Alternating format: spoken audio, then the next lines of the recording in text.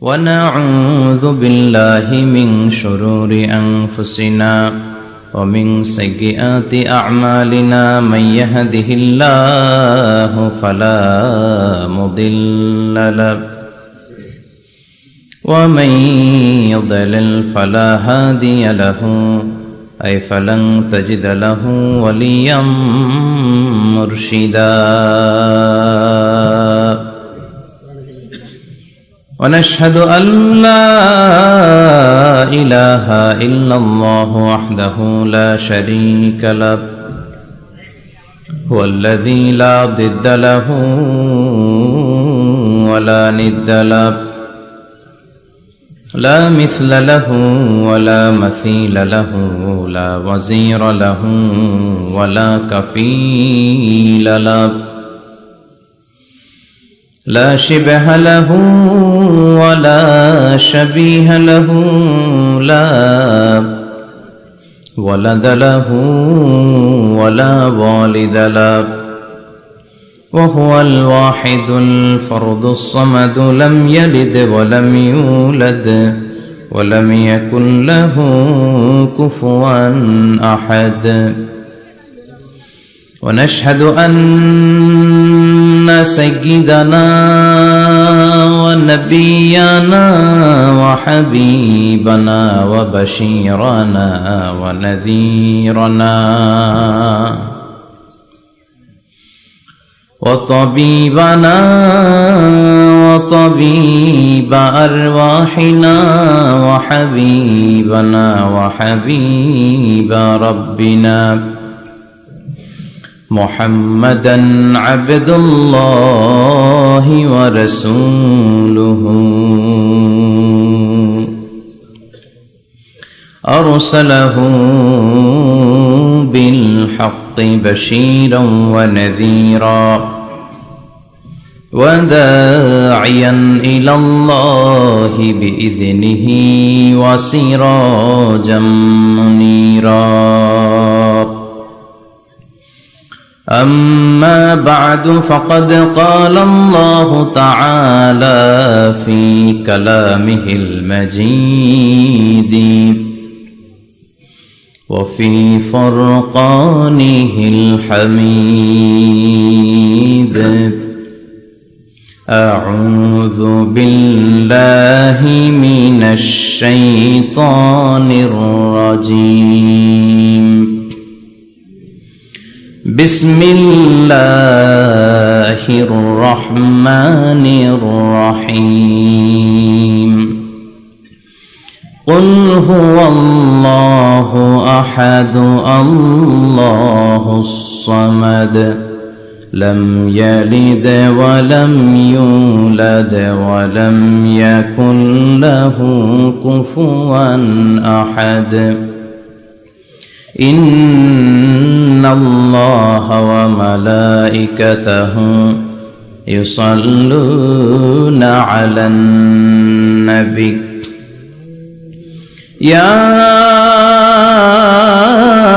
أيها الذين آمنوا صلوا عليه وسلموا تسليما اللهم صل على محمد وعلى آل محمد كما صليت على إبراهيم وعلى آل إبراهيم إنك حميد مجيد اللهم بارك على محمد وعلى آل محمد كما باركت على إبراهيم وعلى آل إبراهيم إنك حميد مجيد আপনারা সবাই কেমন আছেন?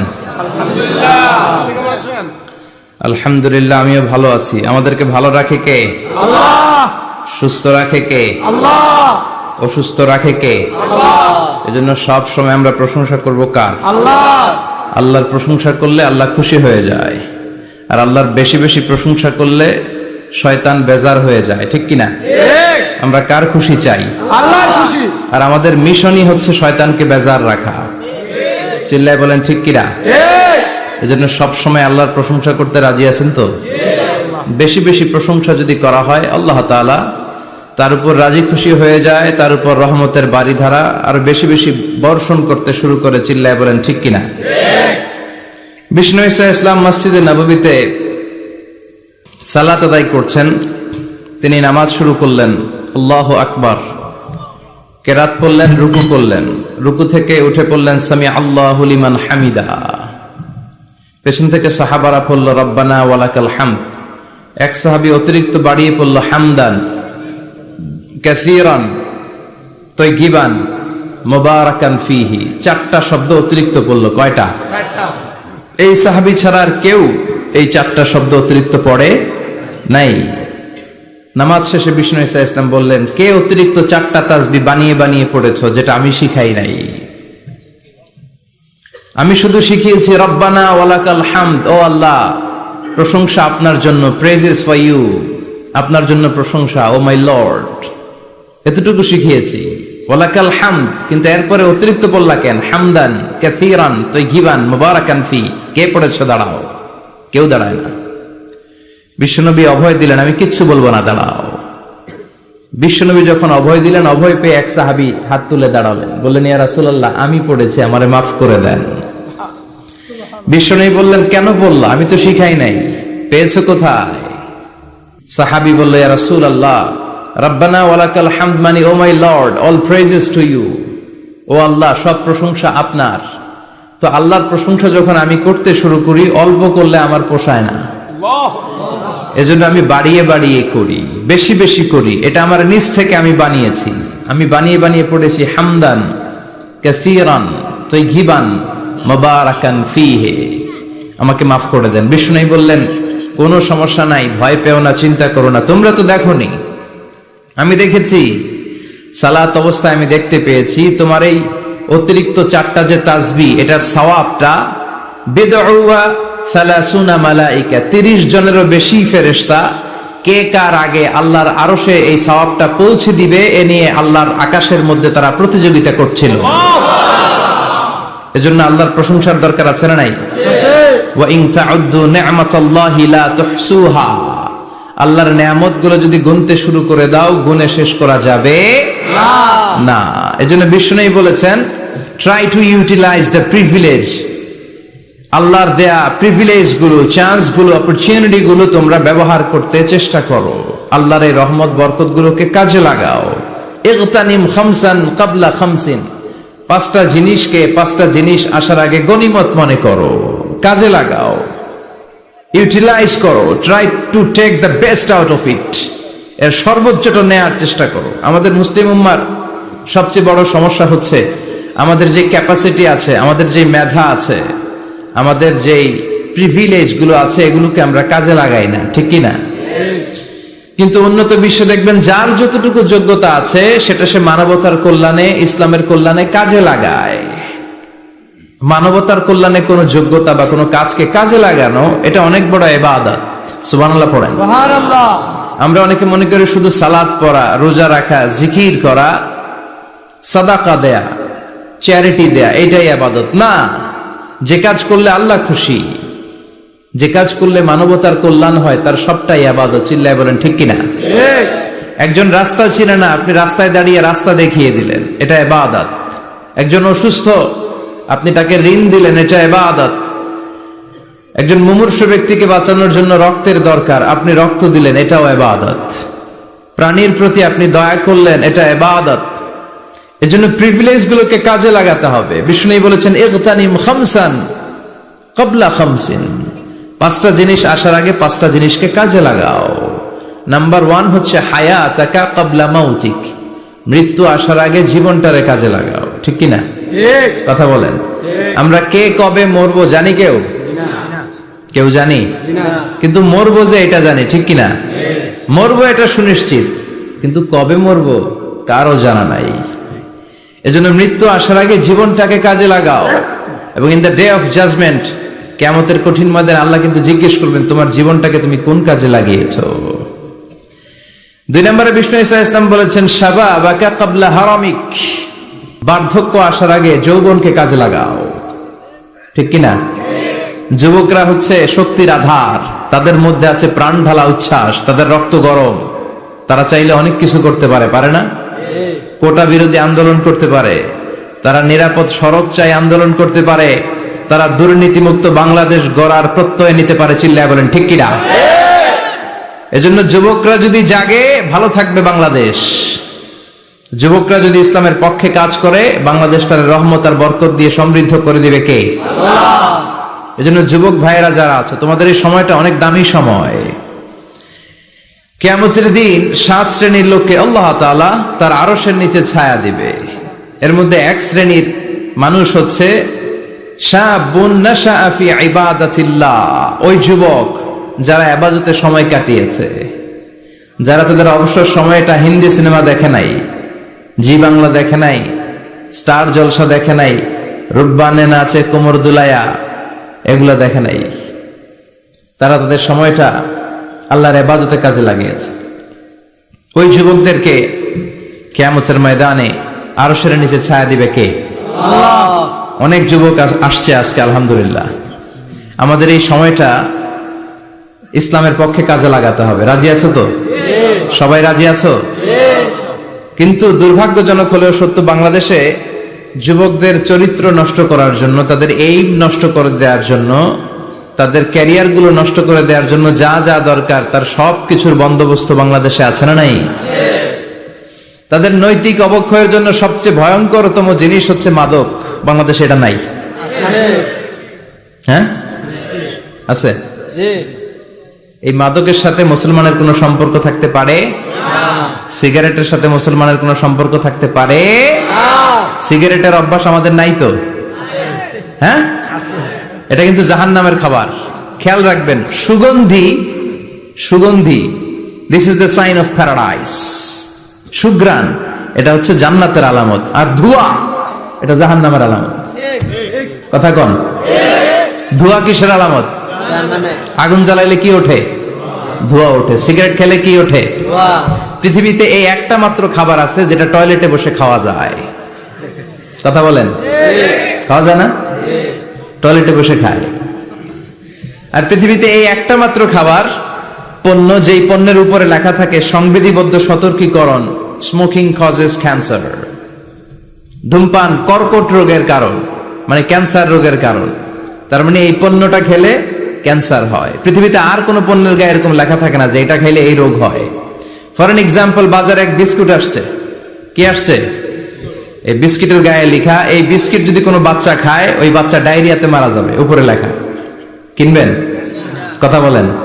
কি বলবেন? তোর বিস্কুট তুই খা, তোর বলা মরুক। কথা বলেন।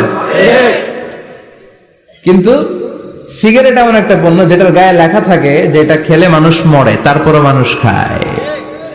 সিগারেট হয় টোবাকো প্ল্যান্টস থেকে, তামাক পাতা থেকে। কোত্থেকে? নাগাইশে আছে নাকি?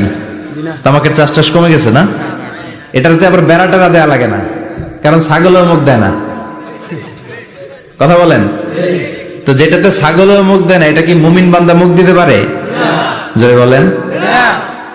এই ধোয়ার কারণে আপনার লাংস শেষ হয়ে যাবে। লাং যেটা দিয়েছে আল্লাহ, ফুসফুস, এটা শেষ। এটার ভেতরে একটা পয়জন আছে, নিকোটিন। কি বলে? এই নিকোটিন আপনাকে শেষ করে দিবে। প্রতি বছর গোটা বিশ্বে এই নিকোটিনের কারণে হাজার হাজার মানুষ মরে যারা স্মোকিং করে। এজন্য স্মোকিং এর সাথে আমাদের কোনো সম্পর্ক থাকতে পারে না। তো স্মোকিং তো অনেক পাতলা বিষয়। এখন স্মোকিং কে ছাড়িয়ে ইয়াবা, গাঞ্জা, মারিজুয়ানা, ফেন্সিডিল এগুলো আছে না নাই? এই যে কি একটা আসলো ইয়াবা, এটা পেঁয়াজের ভিতরেও পাওয়া যায়। মানে পেঁয়াজ ভেঙে এটার ভিতরে ইয়াবা নিয়ে আসে, আলু কাইটার ভিতরে ইয়াবা নিয়ে আসে, লাউয়ের ভিতরে ইয়াবা বইরা নিয়ে আসে। দেখা যায় লাউ কেটে দেখা যায় ইয়াবা আছে না নাই? এই ইয়াবা এতদিন ছিল ইউনিভার্সিটি লেভেলের ছেলেরা খেত, নেমে আসলো কলেজে, হাই স্কুলে, এখন প্রাইমারির ছেলেদের মধ্যেও ইয়াবা ঢুকছে। দেশ কোন ভয়ঙ্কর অবস্থায় দাঁড়িয়ে আছে, হুঁশ নাই আমাদের। তো যে যুবকেরা এবাদতে রাত কাটাবে, হ্যাঁ, এবাদত করে করে রাতের আধারে যারা সেজদাতে রয়, আমরা গানে শুনি যে চোখের পানি দিয়ে যেখানে ঝড় উঠবে যে যুবকদের, সেই যুবকেরা এখন ইয়াবা নিয়ে ব্যস্ত। মারিজুয়ানা নিয়ে ব্যস্ত, ফেন্সিডিল নিয়ে ব্যস্ত। এজন্য এলাকাতে এই ফেন্সিডিলের ব্যবসা, ইয়াবার ব্যবসা, এগুলোকে সংঘবদ্ধ হতে দিবেন না। জনপ্রতিনিধি কেউ আসছেন কিনা জানি না মঞ্চে, আমি জানি না, এটা আপনাদের দায়িত্ব। আপনারা এলাকার গণ্যমান্য ব্যক্তিবর্গদেরকে নিয়ে ওদের যে স্ট্রং একটা সিন্ডিকেট আছে এটা ভেঙে দেন, এলাকাটারে সুন্দর করেন, যুবকগুলোরে আল্লাহওয়ালা হতে সাহায্য করেন, ঠিক কিনা? তাহলে যুবকদের চরিত্র ধ্বংসের ক্ষেত্রে সবচেয়ে বড় হাতিয়ার হচ্ছে এই মাদক। নাম্বার 2, সেটা হচ্ছে পর্নোগ্রাফি। এখন হাতে হাতে মোবাইল আছে না নাই? এই যে এটা একটা সিনেমা হল, এটার নাম কি? কথা কন। যত সিনেমা আছে সব ঢুকানো যায়, আবার মাহফিলে ঢুকানো যায়। The choice is yours, the decision is yours. তুমি জান্নাতে যাবা না জাহান্নামের লাকড়ি হবা, সিদ্ধান্ত তোমার। এগুলোর ভিতরে এখন ব্লু ফিল্ম পাওয়া যায়, ইন্ডিয়ান নায়িকাদের নেকেড সিনারি পাওয়া যায়, যায় না? কথা কন। যুবক ভাইরা, এগুলো থেকে তোমাদের বেঁচে থাকতে হবে। তোমরা আগামী দিনের সম্ভাবনা, তোমাদেরকে অনেক দূর যেতে হবে। You have to make a very bright career for your society, for your family, for your country. তোমাদেরকে অনেক দূর যেতে হবে। এজন্য নজরের লাগামটাকে টেনে ধরতে হবে। বিষ্ণু বলেছেন, আন-নাযার সাহমুন মাসমুম মিন সিহামি ইবলিস। দৃষ্টি হচ্ছে শয়তানের বিষ মাখানো তীরবানের মধ্য থেকে একটা তীর। এই তীর দিয়ে শয়তান যুবক আর যুবতী মেয়েদেরকে কাবু করে ফেলে, ঠিক কিনা? চিল্লায় বলেন ঠিক কিনা? এজন্য নজরটাকে হেফাজত করতে হবে। Zee Bangla, Star Jalsha, Kiranmala, Hindi cinema, naked film, blue film, এগুলোর সাথে কোনো মুসলমান যুবকের সম্পর্ক থাকতে পারে না। আমাদের দেশের ছোট্ট ছেলে মেয়েরা মসজিদে গেলে আমরা তাড়িয়ে দেই না? তুরস্কে একটা প্রজেক্ট নিয়েছে, যে ছোট্ট ছেলে মেয়েরা 40 দিন লাগাতার 40 দিন ফজরের সালাত জামাতে পড়বে। মসজিদ কর্তৃপক্ষ তাদের প্রত্যেককে একটা করে সাইকেল দিবে। এখন পোলাপানগো ভিড়ে মুরব্বীরা প্রথম কাতারে জায়গাই পায় না। সুবহানাল্লাহ কইবেন না? হোয়াট এ অ্যামেজিং প্রজেক্ট, কি সুন্দর ইনিশিয়েটিভ। আমরাও চাইলে নিতে পারি, ঠিক কিনা? এরপর খুব সম্ভবত কুয়েতে বা কাতারে মসজিদ কমিটি আরেকটা প্রজেক্ট নিয়েছে, সেটা হচ্ছে ফজরের সালাতে মুসল্লিদের সংখ্যা খুব কম। মসজিদ কমিটি ঘোষণা দিয়েছে, যারা ফজরের নামাজে আসবে না, ফজরের নামাজে যেই পুরুষরা আসবে না, অর্থাৎ তাদের স্ত্রীরা তাদেরকে ফজরের সময় ডেকে দেয় না, এজন্য মসজিদের ফান্ডিং এ, মসজিদের টাকা দিয়ে ওই পুরুষগুলোকে দ্বিতীয় বিবাহের ব্যবস্থা করে দেয়া হবে। কথা বুঝতে পারছেন? খরচ মোহরানা সব মসজিদ কমিটির। সেকেন্ড ম্যারেজ প্রজেক্ট, দ্বিতীয় বিবাহ প্রকল্প। এই ঘোষণা দেওয়ার পর থেকে এরপরের দিন মসজিদ টাকা সারা রাত কোন মহিলা ঘুমাই না। আল্লাহু আকবার পড়েন। তো এই ইনিশিয়েটিভ গুলো কিন্তু আমাদের নেওয়া দরকার। পরিবর্তন হতে শুরু করেছে। এখন digital Bangladesh, now we are launching the satellite. So Bangladesh এখন অনেক এগিয়ে গিয়েছে। এখন তথ্য প্রযুক্তির যুগ। কোনটা সহি কোনটা দঈফ একটা ক্লিকে আমরা পেয়ে যাই, ঠিক কিনা? আমরা যারা বক্তা, আমরাও কথা বলে ছাড় পাই না। ধরে হুজুর রেফারেন্স কি বলেন, আছে না নাই? তার মানে গণসচেতনতা শুরু হয়েছে। এজন্য আমাদেরকে এই প্রজেক্ট নিতে হবে। এই যে মাহফিল এটা হয়েছে, এটা কি কোনো এক ব্যক্তির ফান্ডিং এ হয়েছে? কথা বলেন। একজন 10 লক্ষ দিয়েছে 2 দিন ব্যাপী মাহফিল, এরকম না। এটা সবাই মিলে করেছি, সবাই মিলে। এরকম সবাই মিলে যুবকদেরকে বাঁচাতে হবে, সবাই মিলে একসাথে আল্লাহওয়ালা হতে হবে, সবাই মিলে একসাথে জান্নাতে ঢুকতে হবে। না গাইছে সবাই যদি আমরা জান্নাতে থাকি, ভালো লাগবে না? কিছু জান্নাতে কিছু জাহান্নামে, ভালো লাগবে? আমরা জান্নাতে গেলে একসাথে যাব ইনশাআল্লাহ। কয় না? চিৎকার করে পড়েন ইনশাআল্লাহ। তাহলে যুবকদেরকে শেষ করেছে মাদক, এই মাদক থেকে বাঁচতে হবে। যুবকদেরকে শেষ করেছে পর্নোগ্রাফি, পর্নোগ্রাফি থেকে বাঁচতে হবে। যুবকদেরকে শেষ করে দিয়েছে নোংরা ছাত্র রাজনীতি, আছে না নাই? টেন্ডারবাজি, চাঁদাবাজি, রাজনৈতিক দলগুলো এই যুবকদেরকে দিয়ে এই কাজগুলো করায়। ওনারা কিন্তু মাঠে নামে না। চিল্লায় বলেন। এই যে নির্বাচন পূর্ব সহিংসতা, এখানে গাড়ি ভাঙচুর, ওইখানে জ্বালাও পোড়াও, এখানে আগুন দাও, ওইখানে সন্ত্রাসবাদ, এগুলো সব যুবকদেরকে দিয়ে করানো হয়। এজন্য নোংরা রাজনীতির এই প্যানেলকে ভেঙে দেন আপনারা। সুন্দর রাজনীতির প্রচলন শুরু করেন। বরকত দিবে কে? আপনাদের একটা শক্ত সিদ্ধান্তই পারে বাংলাদেশকে সোনার মদিনার রাষ্ট্রে পরিণত করতে। চিল্লায় বলেন ঠিক কি না? তাহলে যুবকদের সবচেয়ে বড় সমস্যা কি? মাদক, তারপর পর্নোগ্রাফি, 3 নম্বরে নোংরা ছাত্র রাজনীতি, 4 নম্বরে লেট ম্যারেজ। আছে না নাই? কয় তুই নিজের পায়ে দাঁড়া। এতদিন কার পায়ে দাঁড়াইছে? কয় তুই নিজের পায়ে দাঁড়া আগে, তারপরে বিয়ে করবি। নো, টাইমলি ম্যারেজ ক্যাম্পেইন করতে হবে। যুবক হওয়ার সাথে সাথে সোসাইটির অর্থায়নে ওকে বিয়ের ব্যবস্থা করে দিতে হবে। বিষ্ণু ইসলাম বিয়েকে অনেক সহজ করেছেন, অনেক সহজ করেছেন। এক সাহাবী বলল, ইয়া রাসূলুল্লাহ বিয়ে করব। বিষ্ণু বললেন, হাল্লাকা সাদাক ইয়ানি মাহর, ডু ইউ হ্যাভ দ্য ডোরি? তোমার কি মোহর আছে? কারণ বিয়ে করলে তো মোহর দেয়া লাগবে। সাহাবী বলে, মোহর টোহর কিছু নাই। কি আছে? কয় আমার সে গরিব এই তল্লাটা কেউ নাই। বিষ্ণু বললেন, ও সাহাবী, কোরআনের কোন সূরা আছে কিনা তোমার কাছে? সাহাবী বলল, নবী কোরআনের অল্প কয়েকটা সূরা আমার মুখস্থ জানা আছে। এক যুবতী মেয়ে বলল, নবী আমি বিয়ে করব। বিষ্ণু বললেন, কোরআন জানো নাকি? যুবতী বলে, না কোরআন আমি জানি না। বিষ্ণু বললেন, আমার কাছে ভালো একখানা পাত্র আছে, বিয়ে পড়িয়ে দিলাম। আর মেয়েটাকে বলল, মা তোমার স্বামীর কোনো টাকা নাই, পয়সা নাই, মোহরানা দেওয়ার মতো কিচ্ছু নাই, তুমি কোরআন জানো না, কিন্তু তোমার স্বামীর সিনার ভিতরে কোরআন আছে। তোমার কোরআন জানা নাই, প্রতি রাতে তোমার স্বামী তোমাকে কোরআন শিখায়া দিবে, সূরাগুলো মুখস্থ করায়া দিবে। তোমাকে যে তোমার স্বামী কোরআন শিখায়া দিবে, এটাই হলো রে মা তোর বিয়ের মোহর। স্বামী তোমার টিচার, সে তোমাকে কোরআন শিখাই দিবে, এটা তোমার বিয়ের মোহর। সহজ হয়ে গেল না? কথা বলেন। সবচেয়ে বরকতময় বিয়ে ওই বিয়ে যেই বিয়েতে খরচ কম। শুনতেছেন? হ্যাঁ, আমলের নিয়তে শুনেন। চেঞ্জ লাগবে, পরিবর্তন আনতে হবে আমাদের। ওই বিয়েটা সবচেয়ে বরকতের বিয়ে যেই বিয়েতে মোহরানা কম, যেই বিয়েতে খরচ কম, যেই বিয়ের ভেতরে ধুমধাম কম, ওই বিয়েটারে বরকত দিয়ে পরিপূর্ণ করে দেয় কে? ফাতিমা রাদিয়াল্লাহু তাআলা আনহার সাথে সাইয়েদনা আলীর বিয়ে হলো।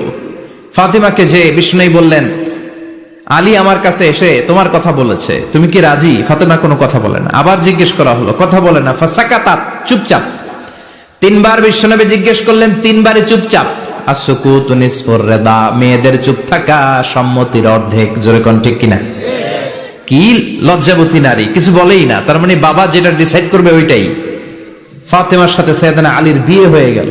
সামান্য কিছু কাপড় পেয়েছেন, সামান্য কিছু দিরহাম পেয়েছেন, সামান্য কিছু মহরানার বিনিময়ে বিশ্বনবীর কন্যা সাইয়্যিদাতু নিসাই আহলিল জান্নাহ, সব নারীদের সর্দারিনী, যে ফাতেমা জান্নাতের দরজার ভেতরে ধাক্কা না দিলে কোনো নারী জান্নাতে প্রবেশ করতে পারবে না। সামান্য কিছু মহরানার বিনিময়ে বিয়ে হয়ে গিয়েছে। কোন সুবহানাল্লাহ। এজন্য বিয়েটারে সহজ করার দরকার আছে না নাই? রাজি আছেন তো? বিয়েটাকে সহজ করতে হবে। এরপরে আরেকটা সমস্যা হচ্ছে বিবাহ বহির্ভূত সম্পর্ক। এটাও যুবকদের মধ্যে এখন মহামারী আকার ধারণ করেছে। এখন গার্লফ্রেন্ড বয়ফ্রেন্ড আছে না নাই? সংক্ষেপে এগুলোর কি কয়? জিএফ, জিএফ আর বিএফ। নাগাই সাথে এগুলো ঢুকে নাই মনে এখনো? হ্যাঁ আছে, আছে আছে। কার কার দেখি হাত তোল। পিডায় আজকে সোজা করে দিয়ে দাও। গার্লফ্রেন্ড আছে কার কার দেখি? হ্যাঁ, ওই যে একটা হাত তুলছে, ওরে নোবেল প্রাইজ দেওয়া দরকার। যুবক ভাইয়েরা, এগুলো থেকে বেঁচে থাকতে হবে। তোমাদের এই উচ্ছ্বাস, তোমাদের এই শক্তি ইসলামের পক্ষে কাজে লাগাতে হবে। তাহলেই ওয়াশাবুন নাশা ফি ইবাদাতিল্লাহ, যে 7 শ্রেণীর যুবক জান্নাতের কিয়ামতের দিন আল্লাহর আরশের নিচে ছায়া পাবে, ওই যুবকদের অন্তর্ভুক্ত হওয়া যাবে। চিল্লায় বলেন ঠিক কিনা? আল্লাহ আমাদের যুবক ভাইদেরকে তুমি হেফাজত করো।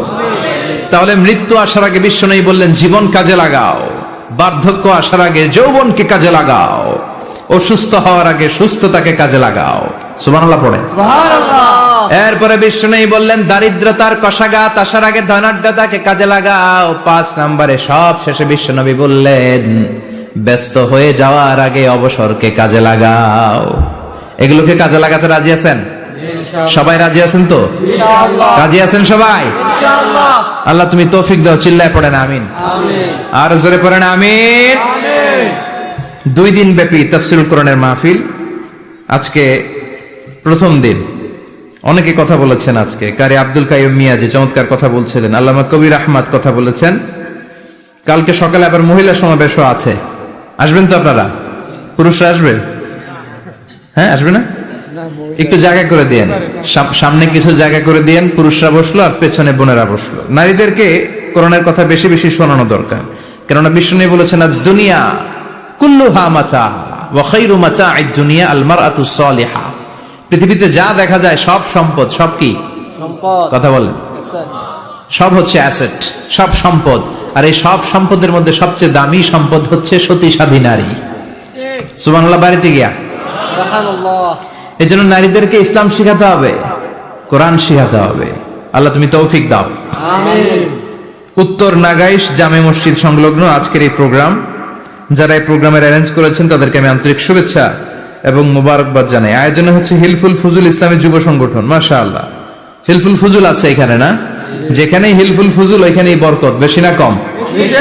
আল্লাহ তোমাদেরকে কবুল করুক। আমিন। এই যুবকদেরকে আল্লাহ সাইয়েদনা হামজার মতো, ওমরে ফারুকের মতো কবুল করে নিক।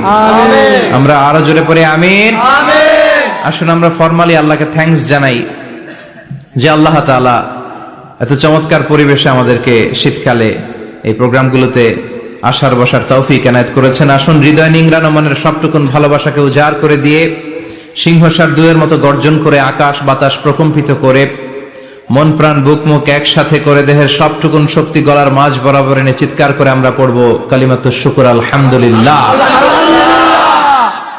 সবাই পড়েন রব্বানা লাকাল হামদ রব্বানা লাকাল হামদ হামদান কাসীরান হামদান কাসীরান তাইয়িবান তাইয়িবান মুবারাকান ফীহি মুবারাকান ফীহি ইয়া রাব্বি ইয়া রাব্বি লাকাল হামদু লাকাল হামদু কামা ইয়ানবাগি কামা ইয়ানবাগি লিজালালি ওয়াজহিকা লিজালালি ওয়াজহিকা ওয়া আযীমি সুলতানিকা ওয়া সুলতানিকা লাকাল হামদু বিল ঈমান লাকাল হামদু লাকাল হামদু বিল ইসলাম লাকাল হামদু বিল ইসলাম লাকাল হামদু বিল কোরআন। লাকাল হামদু বিল কুরআন। প্রশংসা করলাম কার? আল্লাহ। সব সময় প্রশংসা করবেন কার? আল্লাহ। খাওয়ার সময়, আল্লাহ। ঘুমানোর সময়, আল্লাহ। সিনেমা দেখার সময়। সিনেমা দেখা যাবে? না। একটু আগে ওয়াদা হয়েছে না? এগুলোর সাথে আমাদের কোনো সম্পর্ক নাই। আল্লাহ তুমি হেফাজত করো। আমিন। আরো জোরে পড়েন আমিন। আমিন। সম্মানিত ভাইরা, আমি আপনাদের খেদমতে ছোট্ট একটা সূরা তেলাওয়াত করেছি, যে সূরাটা আমাদের অনেকেরই মুখস্থ আছে না নাই? আমি আজকে সকাল থেকে কিছুটা অসুস্থ। আপনাদের কাছে দোয়া চাই যতক্ষণ কথা বলবো সুস্থতার সাথে যেন কোরআন থেকে রিলে করে করে কথাগুলো শোনাতে পারি। আল্লাহ তুমি তৌফিক দাও। আমরা পড়ি আমিন। আমিন। এই সূরাটা আমাদের সবার মুখস্থ, 30তম পারার ছোট্ট একটি সূরা। সূরাটির নাম সূরাতুল ইখলাস। সূরাটির নাম কি? সূরাতুল ইখলাস। সূরাতুল ইখলাস মুখস্থ নাই এমন কি কেউ আছেন? জোরে বলেন, জি না। কথা বলেন। সবার মুখস্থ আছে না? জি ইনশাআল্লাহ। ছোটবেলা আমরা যখন মসজিদে যেতাম তখন ইমাম সাহেবের কণ্ঠে শুনতে শুনতে কিছু সূরা আমাদের এমনি মুখস্থ হয়ে যেত।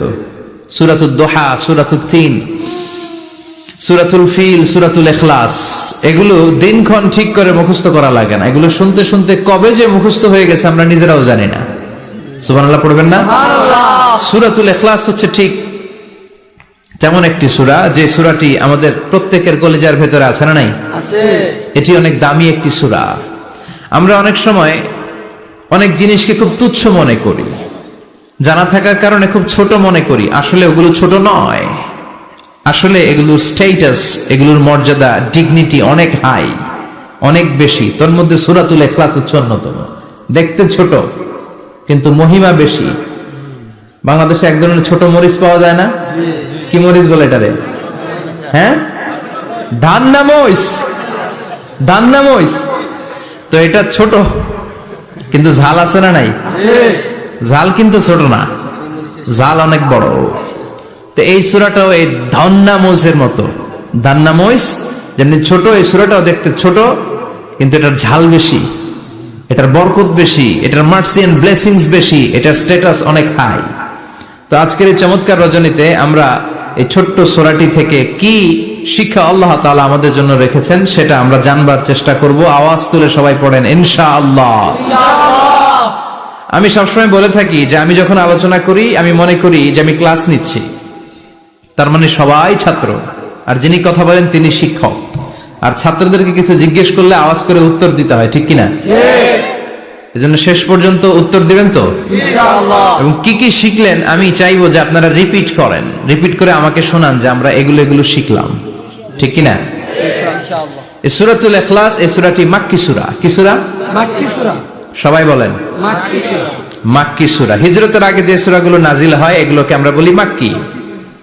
হিজরতের পরে যে সূরাগুলো নাজিল হয়েছে এগুলোকে আমরা বলি মাদানী। মাদানী। তার মানে এই সূরাটা নাজিল হয়েছে হিজরতের আগে না পরে? আগে। হিজরতের আগে নাজিল হয়েছে এই সূরাটি। এই সূরার আয়াত সংখ্যা মাত্র 4টি। কয়টি? 4টি। চিল্লায় বলেন কয়টি? 4টি। এই সূরাটি কোরআনের 112তম সূরা, ধারাক্রম অনুসারে 112 নম্বর সূরা। এই সূরায় শব্দ আছে 15টি, অক্ষর আছে 47টি। শব্দ কয়টা? 15টি।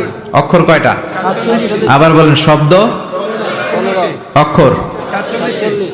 অনেক মহিমান্বিত একটি সূরা, অনেক বরকতের একটি সূরা। মা বোনদের যাদের কানে আমার মাইকের আওয়াজ যাচ্ছে আপনারাও খেয়াল করে শুনেন। এই সূরাটির তাফসীর অত্যন্ত জরুরি তাফসীর। এই সূরাটির নাম হচ্ছে সূরাতুল ইখলাস, কিন্তু শুধু সূরাতুল ইখলাসই এই সূরার নাম নয়। এই সূরার আরো চমৎকার কিছু সুন্দর সুন্দর নাম আছে। এই সূরার একটা নাম হচ্ছে সূরাতুত তাওহীদ। কি নাম? চিল্লায় বলেন কি নাম? তাওহীদেরই মুর্শিদ আমার মুহাম্মাদের নাম বলো, মুহাম্মাদের নাম। আল্লাহর নাম জপলে বুঝতে পারি আল্লাহরই কালাম, বলো মুহাম্মাদের নাম। পড়েন সবাই। তাওহীদেরই মুর্শিদ আমার মুহাম্মাদের নাম বলো, মুহাম্মাদের নাম। আল্লাহর নাম জপলে বুঝতে পারি আল্লাহরই কালাম, বলো মুহাম্মাদের নাম। আল্লাহু আকবার। আল্লাহু আকবার। তার মানে এই সূরার একটা নাম হচ্ছে তাওহীদ। তাওহীদ মানে একত্ববাদ, ওয়াননেস অফ দ্য ক্রিয়েটর, স্রষ্টা যে একজন। এই ব্যাপারে আমাদের কোনো সন্দেহ আছে? না। কথা বলেন। না। আমাদের রব কয়জন? একজন। স্রষ্টা কয়জন? একজন। এজন্য সূরার নাম হচ্ছে সূরাতুত তাওহীদ, একত্ববাদের ধারণা, আল্লাহ যে একজন, এই কথাটা এই সূরার ভেতরে চমৎকার ভাবে বর্ণনা করেছে কে? আল্লাহ। আর তাওহীদের বিপরীত হলো শিরক। শিরক হলো ভয়ঙ্করতম একটা রোগের নাম, ক্যান্সারের অ্যান্সার হয়, শিরকের কোনো অ্যান্সার হয় না। জোরে বলেন ঠিক কিনা? এজন্য আমরা যত ইবাদত করার জন্য নিয়ত করি, আল্লাহ প্রথমে বলেন শিরক করো কিনা আগে সেটা বলো। প্রথমে তুমি শিরক থেকে নিজেকে মুক্ত করার ঘোষণা দিয়ে দাও, তারপরে ইবাদত শুরু করো। ইবাদতটা তখন কবুল করে নিবে কে? এজন্য আমরা যখন নামাজে দাঁড়াই আল্লাহ বলে শিরক করো নাকি? আমরা বলি ওয়াজ্জাহাতু ওয়াজহিয়া লিল্লাযী ফাতারাস সামাওয়াতি ওয়াল আরদা হানিফাও ওয়া মা আনা মিনাল মুশরিকিন। ওয়া মা আনা মিনাল মুশরিকিন। আল্লাহ আমি শিরক করি না, শিরকের সাথে আমাদের কোনো সম্পর্ক।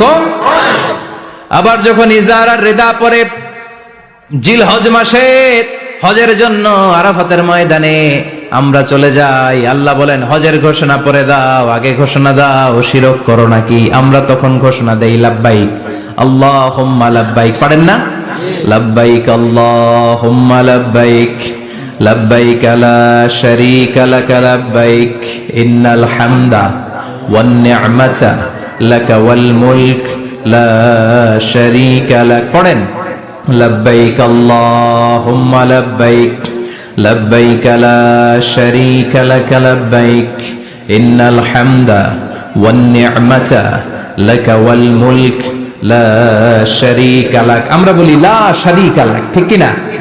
আমরা যখন হজের জন্য দাঁড়াই, আল্লাহ বলে হজ পরে করো, আগে বলো শিরক করো নাকি, শিরকের সাথে সম্পর্ক আছে নাকি। আমরা বলি লা শারীকা লাক, আপনার সাথে কোনো ধরনের শরীক আমরা করি না।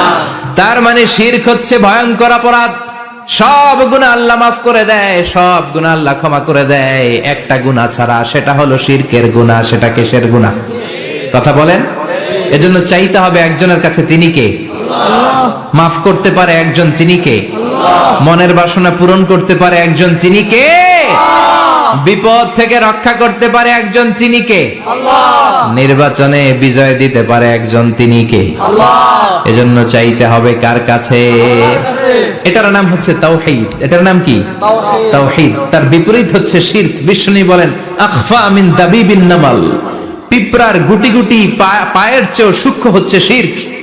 পিঁপড়া যেমনি মিষ্টির দোকানের ভেতরে, মিষ্টির বক্সের ভেতরে গুটি গুটি পায়ে ঢুকে যায় আর মিষ্টিগুলোকে নষ্ট করে দেয়, ঠিক তেমনি শিরক গুটি গুটি পায়ে ভাইরাসের মতো মানুষের দেহের ভেতরে ঢুকে তার ঈমান আমল সবকিছুকে বরবাদ করে দেয়। চিল্লায় বলেন ঠিক কি না?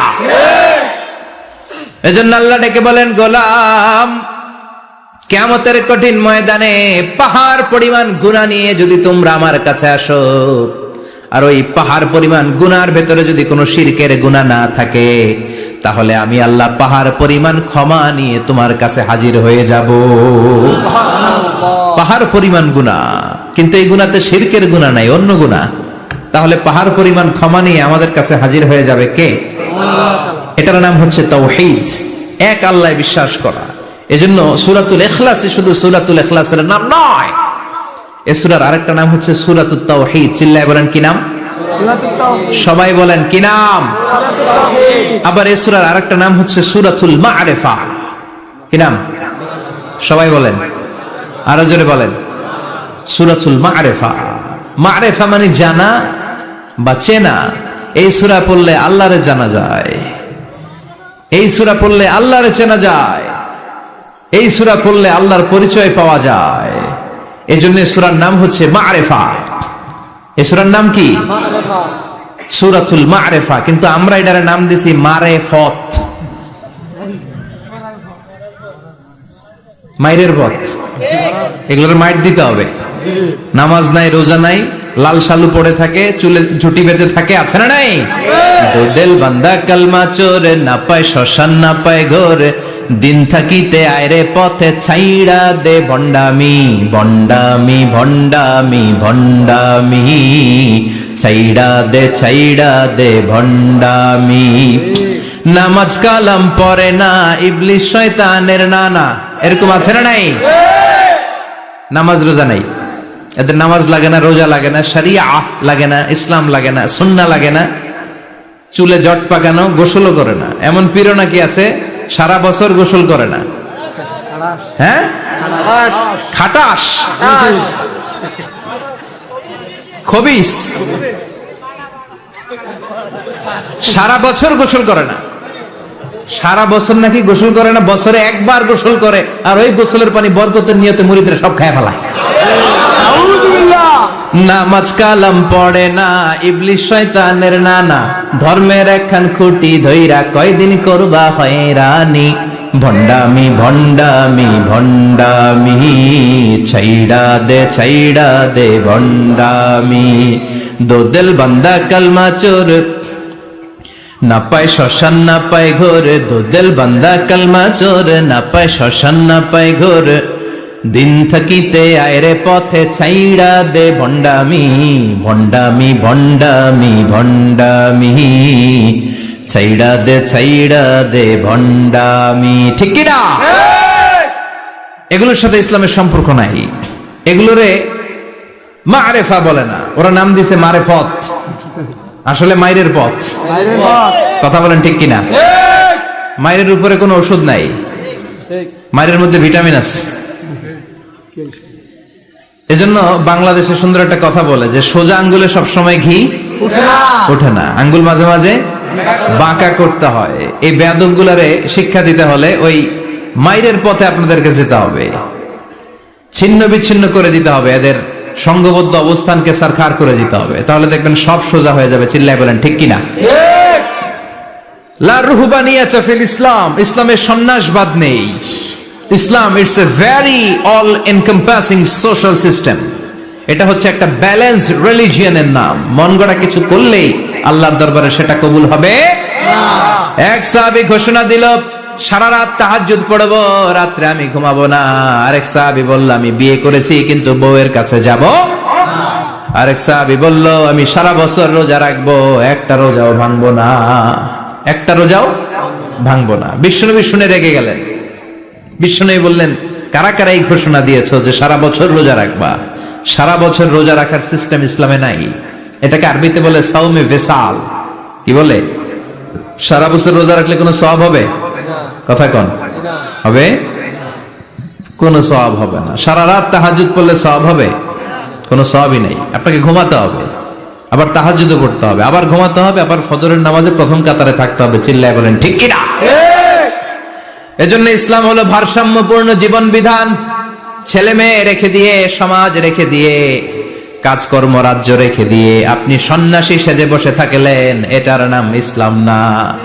বিশ্বনবী হচ্ছে গোটা বিশ্বের মানুষদের জন্য model, as a teacher, as a father, as a commander, as a messenger, as a lawgiver, as a lawmaker, as a reformer of the society, as a philosopher. Muhammad is the superman of the world. চিল্লায় কোন ঠিক কি না?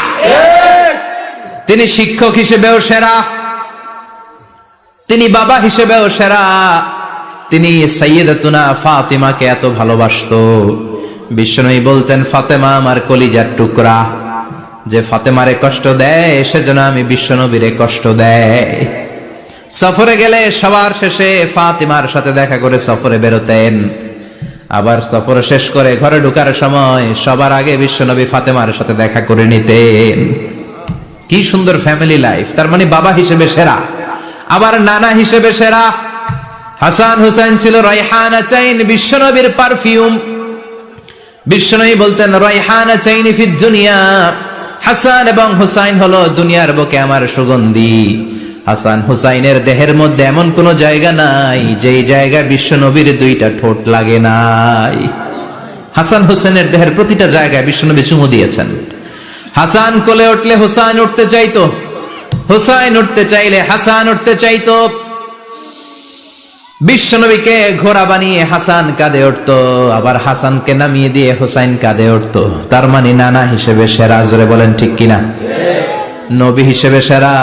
বিশ্বনবীর সাথে গোটা বিশ্বের কোন নবীর কোন তুলনা চলে নাকি? কোন তুলনা চলে না। সব দিক দিয়ে তিনি সেরা, সবার জন্য আদর্শ। এই জন্য ইসলাম হচ্ছে it's a very balanced religion, ভারসাম্যপূর্ণ জীবন বিধান। আপনার যা মন চাইবে মারেফতের নামে আপনি চাইলেই করতে পারবেন। বিশ্বনবীর শেখানো সুন্নাহ পথে চললে অল্প করলে এটাতে বরকত দিবে কে? আল্লাহ। অল্পতেও সওয়াব দিবে কে?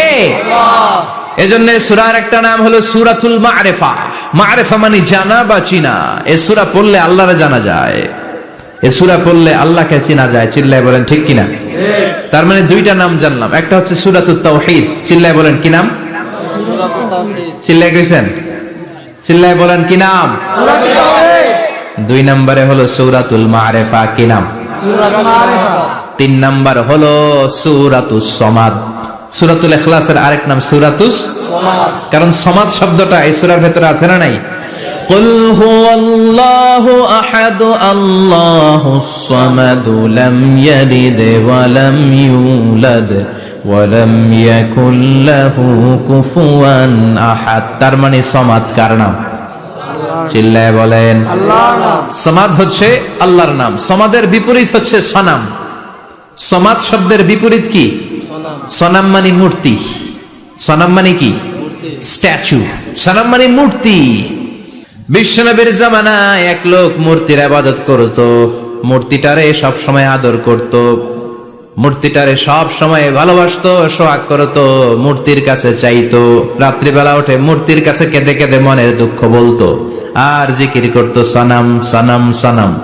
আর সনামের বিপরীত কি? সমাদ।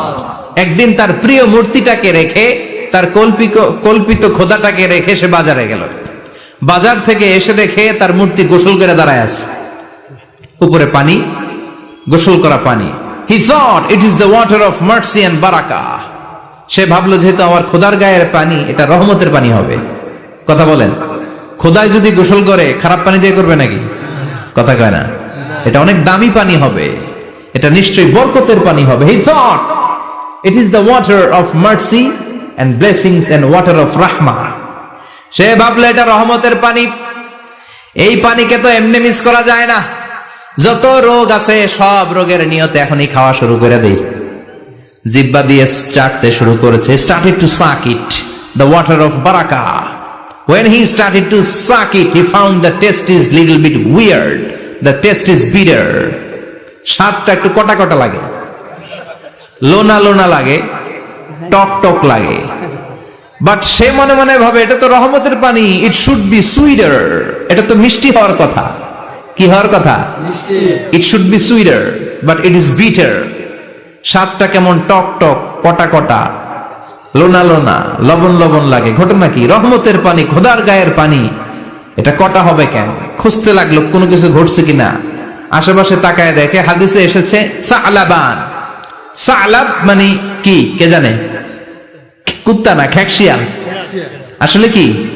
খ্যাকশিয়াল। আমরা বলে ফেলি যে কুকুর, আসলে দুইটা কুকুর সে দেখতে পেল, আর দেখলো এখনো রহমতের পানি পড়তেছে জায়গা দিয়ে, জায়গা দিয়ে রহমতের পানি ইজ ড্রপিং ডাউন, পানি পড়ছে এখনো।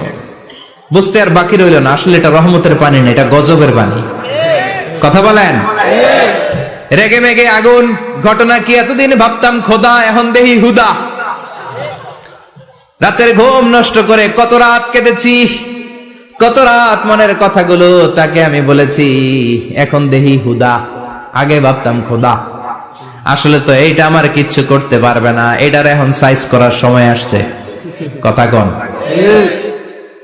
মূর্তিটাকে নিয়ে জমিনের মধ্যে আছড়াতে শুরু করলো, ভাঙতে ভাঙতে হাত আলাদা করলো, খোদার হাত পা সব আলাদা করে ফেলছে। খোদারে মাইরা সাইজ করে তুরজা করে ফেলাইছে। হাত পা, খোদার হাত পা নিয়ে বিষ্ণুনবীর কাছে চলে গিয়েছে, যে বলে আব্দুল্লাহর বেটা মোহাম্মদ, বড্ড ভুলের ভেতরে আমি ছিলাম। এই কল্পিত খোদা, এই মূর্তি আমারে কিছু করতে পারবে না।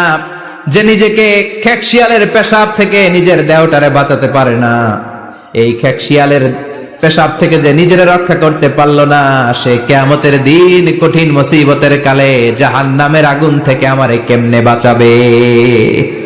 কেমনে বাঁচাবে? আমি আর এই কল্পিত খোদার ইবাদত করতে চাই না। আপনি আমাকে শাহাদা পড়িয়ে দেন। কি পড়িয়ে দেন? ঝিনুকের ভেতর লুকিয়ে থাকে যেমন মতি, ঝিনুকের ভেতর লুকিয়ে থাকে যেমন মতি, কালমা শাহাদাতে আছে আল্লাহর জ্যোতি, কালমা শাহাদাতে আছে আল্লাহর জ্যোতি। পড়েন সবাই। ঝিনুকের ভেতর লুকিয়ে থাকে যেমন মতি, ঝিনুকের ভেতর লুকিয়ে থাকে যেমন মতি, কালমা শাহাদাতে আছে আল্লাহর জ্যোতি, কালমা শাহাদাতে আছে আল্লাহর জ্যোতি। পড়েন আল্লাহু আকবার। এসে বলে আব্দুল্লাহর বেটা মুহাম্মদ, আর আমি এই কল্পিত মূর্তির ইবাদত করতে চাই না, আমারে পড়িয়ে দেন লা ইলাহা ইল্লাল্লাহু মুহাম্মাদুর রাসূলুল্লাহ সাল্লাল্লাহু আলাইহি ওয়াসাল্লাম। কালিমা পড়ে মুসলমান হয়ে গিয়েছে। তার মানে এই সূরার আরেকটা নাম হচ্ছে সূরাতুস সামাদ। তিনটা নাম আমরা শিখলাম এই সূরার। প্রথমে শিখেছি সূরাতুত তাওহীদ, 2 নম্বরে শিখেছি সূরাতুল মারিফা, 3 নম্বরে শিখেছি সূরাতুস সামাদ। এই সূরাটা অনেক ফজিলতপূর্ণ সূরা।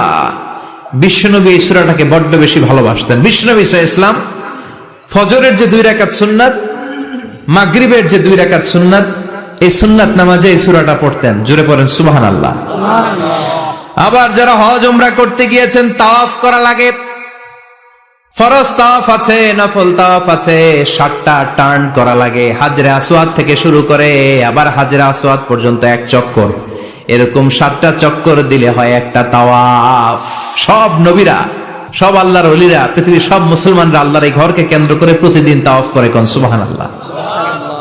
এবং তাওয়াফের এই ইবাদতটা পৃথিবীর শুধু ওই এক জায়গায় করা যায়। নামাজ পৃথিবীর সব জায়গায় পড়া যায়, ঠিক কিনা? মসজিদুল হারামেও পড়া যায়, বাংলাদেশেও পড়া যায়। জিকির আল্লাহর ঘরেও করা যায়, এখানেও করা যায়। দান ওখানেও করা যায়, এখানেও করা যায়, কিন্তু তাওয়াফের মতো ইবাদত এটা কি সব জায়গায় করা যায়? নাগাইশে তাওয়াফ করতে পারবেন? সিঙ্গাপুরে পারবেন? আমেরিকায় পারা যাবে? পারা যাবে কোথায়? আল্লাহর ঘরকে কেন্দ্র করে মক্কাতুল মুকাররমাতে প্রতিদিন আল্লাহর ঘরের উপর 120টা রহমত নাজিল হয়। সিত্তিন আলী তাইফিন, তার মধ্যে থেকে 60টা রহমত হচ্ছে যারা আল্লাহর ঘরকে তাওয়াফ করে তাদের জন্য। আরবাঈন আলিল মুসাল্লিন, 40টা হচ্ছে যারা আল্লাহর ঘরের সামনে নামাজ পড়ে তাদের জন্য। 40 আর 60 মিলে 100, বাকি রইল কয়টা? ওয়াল 20 লিন নাযিরিনা ইলাল কাবা, বাকি 20টা রহমত যারা নামাজ পড়ে না, তাওয়াফ করে না, শুধু আল্লাহর ঘরের গিলাফের দিকে তাকিয়ে থাকে তাদের উপর 20টা রহমত। বিষ্ণু ঈসা ইসলাম তাওয়াফ করার পরে 2 রাকাত নামাজ পড়তে হয়। এই 2 রাকাত নামাজের দ্বিতীয় রাকাতে সূরাতুল ইখলাস পড়তেন, প্রথম রাকাতে পড়তেন সূরাতুল কাফিরুন। তাওয়াফের সালাতে প্রথম রাকাতে কোন সূরা? সূরাতুল কাফিরুন। দ্বিতীয় রাকাতে সূরাতুল ইখলাস বিষ্ণুনবী পড়তেন। আবার বিতরের সালাতের শেষ রাকাতে বিষ্ণুনবী পড়তেন সূরাতুল ইখলাস। বিতরের সালাত পড়বেন কয় রাকাত? প্রথমে 2 রাকাত, তারপরে সালাম ফিরিয়ে আবার 1 রাকাত, এইটা সবচেয়ে সহি পদ্ধতি। আবার মাঝে মাঝে বিষ্ণুনবী 3 রাকাত একসাথে পড়তেন, বসতেন শুধু শেষ বৈঠকে, এটাও ঠিক আছে। আবার আমরা যেটা পড়ি বাংলাদেশে, এটারও দলিল আছে, তবে আম দলিল, এটার খাস দলিল নাই, স্পেসিফিক দলিল নাই। বিষ্ণুনবী বলেছেন তোমরা বিতরের নামাজকে মাগরিবের নামাজ থেকে আলাদা করে পড়ো। আমরা সেটাও করি, কারণ মাগরিবের নামাজে আমরা 3 রাকাতের পরে এরকম আল্লাহু আকবার বলে হাত উঠাই, তা আলাদা হয়েছে না? আবার আমরা আল্লাহুম্মা ইন্না নাস্তাইনুকা পড়ি, এটা কি মাগরিবের নামাজে পড়ি নাকি? তাহলে পার্থক্য আছে না নাই? তবে প্রথম 2টা বেশি শক্তিশালী। রাতে 2 করে নামাজ পড়বেন, সব শেষে আপনি 1 রাকাত পড়বেন।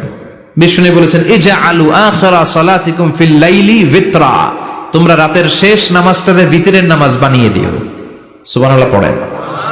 এইজন্য যাদের তাহাজ্জুদের অভ্যাস আছে, তাহাজ্জুদের পরে পড়া সুন্নাত। যাদের তাহাজ্জুদের অভ্যাস নাই, এশার সালাতের পরে পড়ে ফেলবেন। ইন্নাল্লাহা বিতরুন ইউহিব্বুল বিতরা, আল্লাহ নিজে বেজর, তাই বেজরকে তিনি পছন্দ করেন। এজন্য দিনের নামাজ, রাতের নামাজ সবই বেজর। সারা দিন যা পড়লেন, মাগরিবের 3 রাকাত পড়ার মধ্য দিয়ে সব বেজর হয়ে যায়। আবার রাতে 4 রাকাত, 2 রাকাত করে যত নামাজ পড়লেন, শেষে 1 রাকাত বেতের দিয়ে বা 3 রাকাত বেতের দিয়ে সব বেজর হয়ে যায়। এই 3 রাকাত বেতরের নামাজের সর্বশেষ রাকাতে বিশ্বনবী ছোট্ট সূরাটা পড়তেন। সুবহানাল্লাহ পড়বেন না? এই আমলগুলো করতে মনে থাকবে সবার। আবার বিশ্বনবী বলতেন সূরাতুল ইখলাস সাধারণ সূরা না, এটা সুলুসুল কোরআন, 1/3 অফ দা বুক, কোরআনের 3 ভাগের 1 ভাগ। কোরআন 30 পারা। এই সূরা একবার তেলাওয়াত করলে 10 পারার সওয়াব হয়ে যায়, 2 বারে পড়লে 20 পারার সওয়াব হয়ে যায়, 3 বারে পড়লে 30 পারার সওয়াব হয়ে যায়। পড়েন সুবহানাল্লাহ। 1/3 এই পুরো কিতাবের 1/3, 1/3 অফ দা বুক, সুলুসুল কোরআন। একবার পড়লে 10 পারা, 2 বার পড়লে 3 বার পড়লে 30 পারা। অনেক মুহাদ্দিসিন এবং মুফাসসিরিনরা বলে না, সুলুসুল কোরআন 1/3 অফ দা বুক দিয়ে বিশ্বনবী এটা বুঝায় নাই। বিশ্বনবী বুঝিয়েছে অন্য একটা জিনিস। সেটা কি? সেটা হচ্ছে পুরো 30 পারা কোরআনের কথাকে যদি আমাকে 3 শব্দে আপনি আমাকে বলতে বলেন যে হুজুর পুরো 30 পারায় আল্লাহ কি বলেছে, আমি বলবো তাওহীদ, রিসালাত, আখিরাত। এই 3টা কথা পুরো 30 পারা কোরআনের ভেতরে আল্লাহ তাআলা আমাদেরকে বলেছেন। তাই কোরআনের যে সূরারই তাফসীর আমি করি না কেন, সেখানে হয় তাওহীদ, নয় রিসালাত, নয় আখিরাতের কথা সেখানে আছে না নাই? এজন্য পুরো কোরআনের শিক্ষাটাকে প্রেসাইজ করলে, কনসাইজ করলে 3টা শব্দ দাঁড়ায়, তাওহীদ, রিসালাত, আখিরাত। যেহেতু সূরাতুল ইখলাসের ভেতরে তাওহীদের কথা আছে, তার মানে 3 ভাগের 1 ভাগ কথা আছে না নাই? সুবহানাল্লাহ পড়েন। সুলুসুল কোরআন, 1/3 অফ দা বুক। একবার পড়লে 10 পারা, 2 বার পড়লে 20 পারা, 3 বার পড়লে পুরো কোরআনের খতম। কিংবা যে 3টা মেসেজ আল্লাহ দিতে চেয়েছেন পুরো কোরআন দিয়ে, তার একটা এই সূরার ভেতরে আছে না নাই? চিল্লায় বলেন। আবার বিশ্বনবী মদিনাতে হিজরতের আগে কোবা পল্লীতে মসজিদ বানালেন, মসজিদে কোবা। হজ করতে গেলে, উমরা করতে গেলে লোকজন এই মসজিদটাতে বড্ড ভিড় করে, কারণ বিশ্বনবী প্রতি সপ্তাহের শনিবার এই মসজিদে যেতেন। কি বার? কথা বলেন। এজন্য মদিনাতে গেলে শনিবারে জিয়ারত করা সুন্নাত। শনিবারে, প্রতি শনিবারে বিশ্বনবী মসজিদে নববী থেকে হেঁটে হেঁটে হেঁটে হেঁটে এই মসজিদে কুবায় যেতেন। এবং বিষ্ণু বলেছেন যারা ঘর থেকে ওযু করে এই মসজিদে কুবায় যে 2 রাকাত নামাজ পড়বে, একটা কবুল উমরা হজের সওয়াব আল্লাহ তার আমলনামায় দিয়ে দিবে। এই মসজিদে কুবা মসজিদের জন্য বিশ্বনবী একজন ইমাম নির্ধারণ করলেন। ইমাম সাহেবকে বললেন যাও তুমি নামাজ পড়াও। বিশ্বনবীর অ্যাপয়েন্ট দেয়া ইমাম সাহেব কুবা পল্লীতে যে নামাজ পড়ানো শুরু করলেন, কিন্তু সমস্যা বেড়ে গেল। তিনি মাগরিবের নামাজ, এশার নামাজ আর ফজরের নামাজ, মানে যেই নামাজে আওয়াজ করে কেরাত পড়তে হয়, কয় নামাজে আওয়াজ করে কেরাত? কথা বলেন কি কি? মাগরিব, এশা, ফজর। এই ইমাম সাহেব ইমামতির চান্স পেয়ে প্রতি রাকাতের নামাজে সূরা ফাতিহা পড়ার পরই সূরা ইখলাস দিয়ে নামাজ শুরু করে, তারপরে আরেকটা সূরা পড়ে, আবার দ্বিতীয় রাকাতে সূরাতুল ফাতিহা পড়ে, আবার সূরা ইখলাস। ফজরের সময়ও সূরা ইখলাস, এশার সময়ও সূরা ইখলাস, মাগরিবের সময়ও এই সূরা। মুসল্লিরা সব খেপে গিয়েছে, সবাই বলে ও ইমাম সাহেব ঘটনা কি, খালি কুল হুয়াল্লাহ পড়েন কেন? আর সূরা নাই আপনার? খালি কুল হুয়াল্লাহ পাইছেন নাকি? নাগাইশ জামে মসজিদের ইমাম সাহেব মাগরিবের প্রথম রাকাতেও সূরাতুল ইখলাস, দ্বিতীয় রাকাতেও ইখলাস, এশার নামাজের প্রথম রাকাতেও ইখলাস, দ্বিতীয় রাকাতেও ইখলাস, ফজরের রাকাতেও ইখলাস, দ্বিতীয় রাকাতেও ইখলাস। কি করবেন? আজকে ইমামের একদিন কি আমার একদিন। পাইছেন কি আপনি? সবাই বলে আপনি পাইছেন কি? ইমাম সাহেব পড়তে মন চাইলে পড়ো, নাইলে অন্য মসজিদে যাও। কারণ এটা বাংলাদেশের সিস্টেমে সভাপতি সেক্রেটারির নিয়োগ দেয়া ইমাম না, নিয়োগ দিয়েছে বিশ্বনবী। আবার ক্যান্সেল করলেও লাগবে বিশ্বনবীরে, ঠিক কিনা? নিয়োগ দিয়েছে বিশ্বনবী, নিয়োগ বাতিল করলেও করবে কে? বিশ্বনবী। মুসল্লির তো কোনো এখতিয়ার নাই। সব মুসল্লিরা মিলে বিশ্বনবীর দরবারে যায়, যে বলে নবী কি ইমাম সাহেব দিলেন কুল হুয়াল্লাহ ছাড়া কিচ্ছু পারে না, খালি কুল হুয়াল্লাহ, কি এক মুসিবতে আছি। প্রত্যেক নামাজে কুল হুয়াল্লাহু আহাদ দিয়ে শুরু করে, এরপরে আরেক সূরা পড়ে। ঘটনা কি? বিশ্বনবী বললেন ইমাম সাহেব রে ডাকো। বিশ্বনবী ইমাম সাহাবীরে বললেন ও সাহাবী কেন এই কাজটা করো? তোমার মুসল্লিরা বলে প্রতি রাকাতে কেন কুল হুয়াল্লাহ দিয়ে শুরু করো, ঘটনাটা কি? অন্য সূরা পড়ো না কেন? সাহাবী বলে নবী গো এই সূরাটারে আমি বড্ড বেশি ভালোবাসি, কারণ ফিহি সিফাতুর রহমান, এই সূরার ভেতরে আমার আল্লাহর পরিচয় আছে গো নবী। এই ছোট্ট সূরার ভেতরে রব্বুল আলামিন যত সুন্দরভাবে নিজের পরিচয়টা বলে দিয়েছেন, কোরআনের কোন সূরার ভেতরে সেই পরিচয় আমি পাই না। তাই এই সূরাটা দিয়ে প্রতি রাকাতে নামাজ শুরু না পড়লে আমার কলিজা ঠান্ডা হয় না গো নবী। বিশ্বনবী বললেন ঠিক আছে, চেঞ্জ করার দরকার নাই, তুই প্রতি রাকাতেই কুল হুয়াল্লাহ পড়বি। সুবহানাল্লাহ পড়েন। প্রতি রাকাতেই তুমি সূরাতুল ইখলাস পড়বা, ইমামতি বাতিল হবে না। তবে জেনে রেখো এই সূরার প্রতি ভালোবাসা কিয়ামতের দিন তোমার জান্নাতে পাঠায়া দিবে। এই সূরার ভালোবাসার কারণে জাহান্নামের আগুন তোমার জন্য হারাম করে দিয়েছে কে? আল্লাহ। এজন্য সূরাতুল ইখলাস বেশি বেশি তেলাওয়াতের দরকার আছে না নাই? কথা বলেন। আজকে থেকে বেশি বেশি সূরাতুল ইখলাস তেলাওয়াত করবেন তো ইনশাআল্লাহ? সবাই রাজি আছেন তো ইনশাআল্লাহ? নবম হিজরির ঘটনা। বিষ্ণু ইসলাম তাবুকের যুদ্ধে গেলেন। বিশ্বনবী তাবুকের ময়দানে আসছে শুই না কাফের মুশরিকের আন্ডা বাচ্চা সব দৌড়। কারণ বিশ্বনবী কোন যুদ্ধে গেলে বা কোন জায়গায় দাঁড়ালে ওনার ডানে বায়ে সামনে পেছনে 1 মাসের এরিয়ার মধ্যে যদি কোনো কাফের মুশরিক থাকে, তাদের অন্তরের ভেতরে বিশ্বনবীর ব্যাপারে ভয় আর ধুকধুকানি তৈরি করে দেয় কে? আল্লাহ। বিশ্বনবী তাবুকের ময়দানে গেলেন। রোমান সাম্রাজ্যের খ্রিস্টান সৈনিকেরা যখন জানতে পারলো বিশ্বনবী এসেছে, সব সৈনিক নিয়ে দৌড়। আইজো দৌড়, কাইলো দৌড়, কই যুদ্ধের দরকার নাই, ভিক্ষা লাগবো না, আগে কুত্তা ঠাগান, সব দৌড়। কোন যুদ্ধ ছাড়াই বিশ্বনবী জিতে গিয়েছে। কোন সুবহানাল্লাহ। সুবহানাল্লাহ। বিশ্বনবী আল্লাহর শুকরিয়া করলেন। হঠাৎ বিশ্বনবী দেখলেন আকাশের সূর্যের আলো ক্ষীণ হতে শুরু করেছে, কমতে শুরু করেছে। তিনি খেয়াল করে দেখলেন এর কারণ সাইয়েদনা জিব্রাইল বিশাল ফেরেশতাদের বহন নিয়ে পৃথিবীতে নেমে আসছেন। পড়েন সুবহানাল্লাহ। এসে বললেন ইয়া রাসূলুল্লাহ, আমি 1,40,000 ফেরেশতা নিয়ে নেমে এসেছি। আপনি কি জানেন না ঠিক একটু আগে মদিনাতে আপনার এক প্রিয় সাহাবা, তার নাম হচ্ছে মুআবিয়া ইবনে মুআবিয়া আল মুজানি, একটু আগে শেষ নিঃশ্বাস ত্যাগ করেছে। বিষ্ণু বললেন ইন্না লিল্লাহি ওয়া ইন্না ইলাইহি রাজিউন। সাইয়েদনা জিবরাইল বললেন, ও নবী, আপনি কি আপনার প্রাণের সাহাবীর জন্য গায়েবানা জানাজা পড়বেন না? বিষ্ণু বললেন, অবশ্যই পড়বো। গায়েবানা জানাজা চেনেন তো? এটা পড়া কিন্তু সুন্নাহ। সামনে লাশ নাই, সামনে লাশ নাই, কিন্তু আমি ইমাম, সবাই দাঁড়ালেন পেছনে, আল্লাহু আকবার, 4টা তাকবীর দিয়ে আমরা নামাজ পড়লাম, মৃত ভাইয়ের জন্য দোয়া করলাম, এটার বলে গায়েবানা জানাজা। সুবহানাল্লাহ পড়েন। বিষ্ণু বললেন, অবশ্যই পড়ব। সাহাবীদের মধ্যে ঘোষণা দিলেন, ও সাহাবারা, তোমাদের ভাই মুআবিয়া ইবনে মুআবিয়া আল মুজানি কিছুক্ষণ আগে মদিনাতে ইন্তেকাল করেছে। তোমাদের ভাইদের জন্য সবাই বাইরে বের হয়ে আসো, এই মাত্র আমরা, এই মুহূর্তে আমরা গায়েবানা জানাজা পড়ব। বিশ্বনবী প্রথম কাতারে দাঁড়ালেন, হাজার হাজার সাহাবারা লাইন ধরে দাঁড়ালো।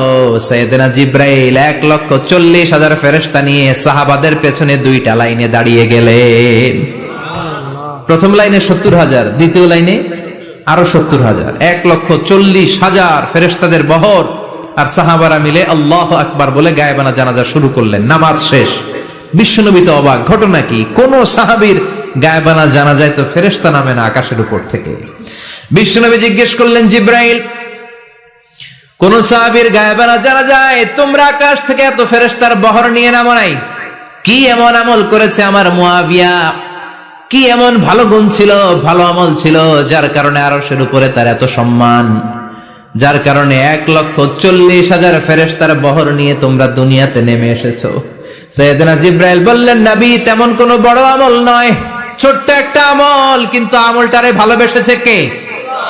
আপনার এই প্রিয় সাহাবী হাঁটতে বসতে চলতে ফিরিতে সব সময় পড়তো কুল হুয়াল্লাহু আহাদ আল্লাহুস সামাদ লাম ইয়ালিদ ওয়া লাম ইউলাদ ওয়া লাম ইয়াকুল লাহু কুফুয়ান আহাদ। পড়েন আল্লাহু আকবার। আল্লাহু আকবার। এজন্য বেশি বেশি সূরাতুল ইখলাস তেলাওয়াত করতে রাজি আছেন তো? ইনশাআল্লাহ। মনে থাকবে? বিষ্ণু ঈসা ইসলাম প্রতিদিন ফজরের নামাজের পরে, মাগরিবের নামাজের পরে, ওয়া ইনদামা ইয়ামশি ইলা ফিরাশিহি, রাতে যখন বিছানায় যাবেন, এই 2 হাতকে একত্রিত করে সূরাতুল ইখলাস পড়তেন, সূরাতুল ফালাক পড়তেন, সূরাতুন নাস পড়তেন, পড়ে হাতে ফু দিতেন। সহিহ হাদিস।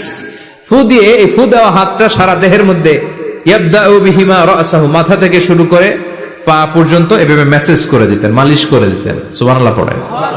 This is a protection you take from your lord, from all the bad eyes, evil eyes, সব হিংসুকের চোখ থেকে, হিংসা থেকে, সব জাদুটোনা থেকে, সব ব্ল্যাক ম্যাজিক থেকে আপনি প্রোটেকশন চাইলেন কার কাছে? আল্লাহর কাছে। সকালবেলা যদি এই 3টা সূরা পড়ে ফু দেন, এটাকে আরবিতে বলে কুল আস-সালাসা, কারণ এই 3টা সূরা শুরুতেই কুল আছে না নাই? আছে। কুল হুয়াল্লাহু আহাদ, কুল আউযু বিরাব্বিল ফালাক, কুল আউযু বিরাব্বিন নাস। এজন্য 3টাকে আরবিতে বলে কুল আস-সালাসা, মানে 3 কুল। কি বলে? 3 কুল।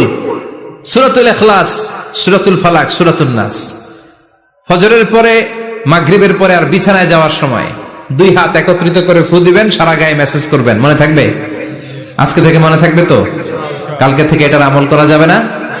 আবার মা এসে বলতেন, আমার যদি স্বাস্থ্য খারাপ লাগতো, নবীর কাছে দোয়া চাইতে যাইতাম, বলতাম, নবী, স্বাস্থ্যটা খারাপ, কি করব? বিশ্বনবী বলতেন, তুমিও সূরাতুল ইখলাস, সূরাতুল ফালাক, সূরাতুল নাস পড়ে হাতের মধ্যে ফু দিয়ে সারা দেহে মালিশ করে দাও।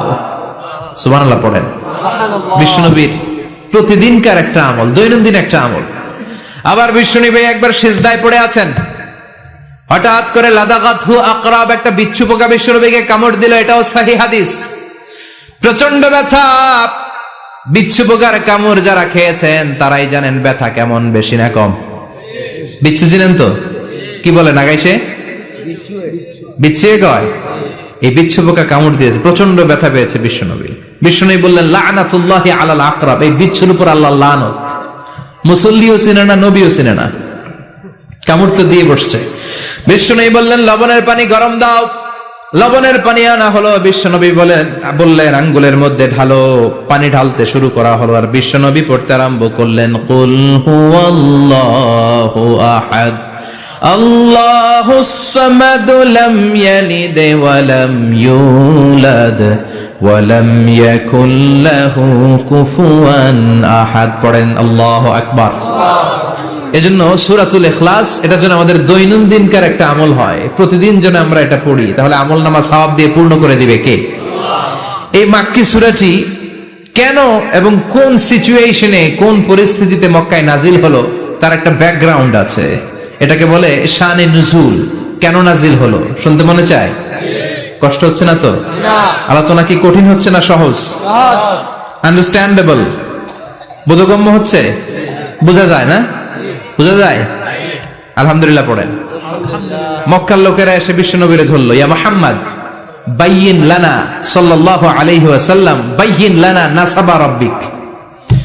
ও আব্দুল্লাহর বেটা মুহাম্মদ, তোমার রবের নসবনামা বর্ণনা করো। কি নামা? কথা কোন? নসবনামা বুঝেন তো কি? হ্যাঁ, বংশ পরিচিতি। মাশাআল্লাহ। নসবনামা মানে বংশ পরিচিতি, বংশধারা, বংশ তালিকা। যেমন আমার নাম মিজানুর রহমান, আব্বার নাম আলী আহমদ, দাদার নাম জাইনুল আবিদিন, তার বাপের নাম মাকরাম। এটা আমার বংশ পরিচিতি। তার মানে মিজানুর রহমান ইবনু আলী আহমদ ইবনু জাইনুল আবিদিন ইবনু মাকরাম, এটা আমার নসবনামা। আপনার নাম কি? জালালউদ্দিন ভাই। বাবার নাম ইন্তেজালিব। এর বাবার নাম বুঝলা গেছি। হ্যাঁ, ইনসাফ আলী। তার বাবার নাম খেয়ে ফেলাইছি। আপনার আব্বার নাম মোহাম্মদ আব্দুল লতিফ। দাদার নাম? তার বাবার নাম খেয়ে ফেলাইছি। আমি তো কমপক্ষে 4টা বলছি নাকি? বিশ্বনবীর বাবার নাম আব্দুল্লাহ, তার বাবার নাম আব্দুল মুত্তালিব, তার বাবার নাম হাশিম, তার বাবার নাম আব্দে মানাফ, তার বাবার নাম কিলাব, তার বাবার নাম কুসাই, তার বাবার নাম মুররা, তার বাবার নাম গালেব, তার বাবার নাম ফেহের। এভাবে যেতে যেতে আদনান, যেতে যেতে ইসমাইল, যেতে যেতে তার বাবার নাম ইব্রাহিম, যেতে যেতে যেতে শীস আলাইহিস সালাম, তার বাবার নাম আদম আলাইহিস সালাম।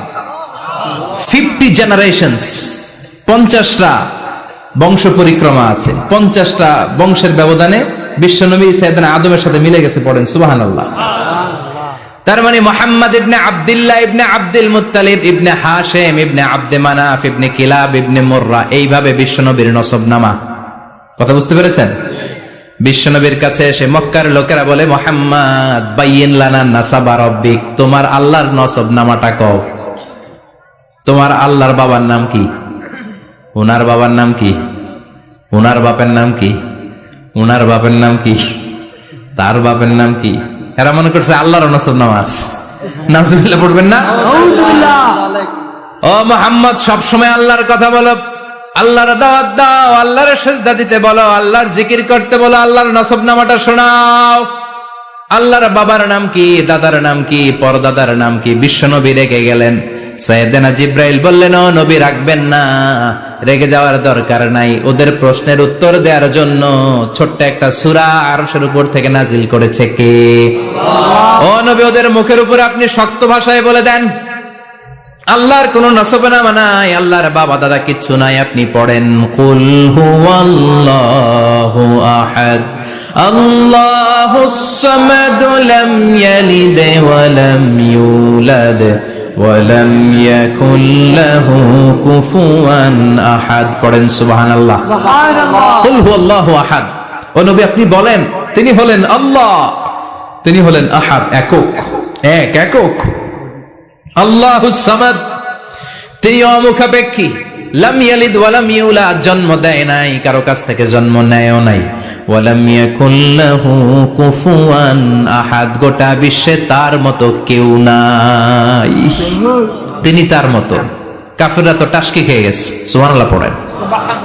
আবার এর শানে নুজুলে আরেকটা বর্ণনা পাওয়া যায়। মুশরিকরা এসে বলল, ইয়া মুহাম্মদ বাইয়িন লানা জিনসা রাব্বিক, তোমার রব কি দিয়ে তৈরি বলো। ও মুহাম্মদ, আমরা মানুষ মাটির তৈরি, ফেরেশতারা নূরের তৈরি, আর জিন জাতি হলো আগুন দিয়ে তৈরি, আমাদের ঘরের আসবাবপত্রগুলো কাঠের তৈরি। এবার বলো, তোমার আল্লাহ কিসের তৈরি? আহুয়া মিন ফিদ্দা, তোমার আল্লাহ কি রূপার তৈরি, রূপার খোদা? আহুয়া মিন যাহাব, নাকি সোনার খোদা, স্বর্ণ দিয়ে বানানো আল্লাহ?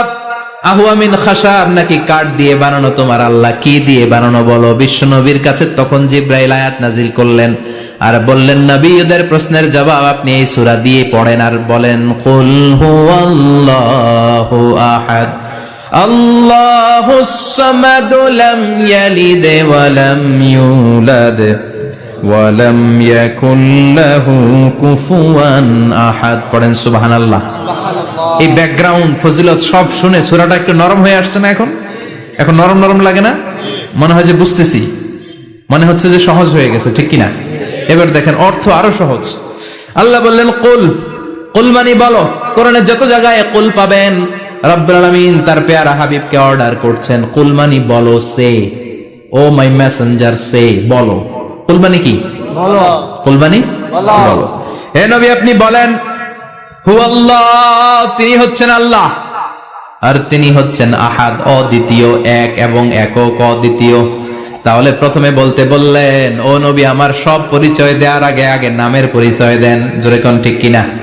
আগে ওদের বলে দেন, আমার নাম হলো আল্লাহ। আমার নাম কি? আল্লাহ। কুল হুয়াল্লাহ। নবী, আপনি বলেন, তিনি হলেন আল্লাহ। তিনি কে?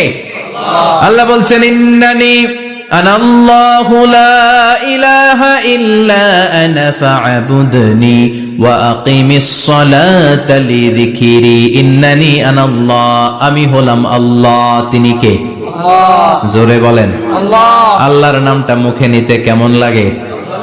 আল্লাহর নামটা ডাকতে ভালো লাগে? সবার ভালো লাগে? প্রাণ ভরে যায়? হৃদয় শীতল হয়? ঠান্ডা ঠান্ডা লাগে ভেতরে?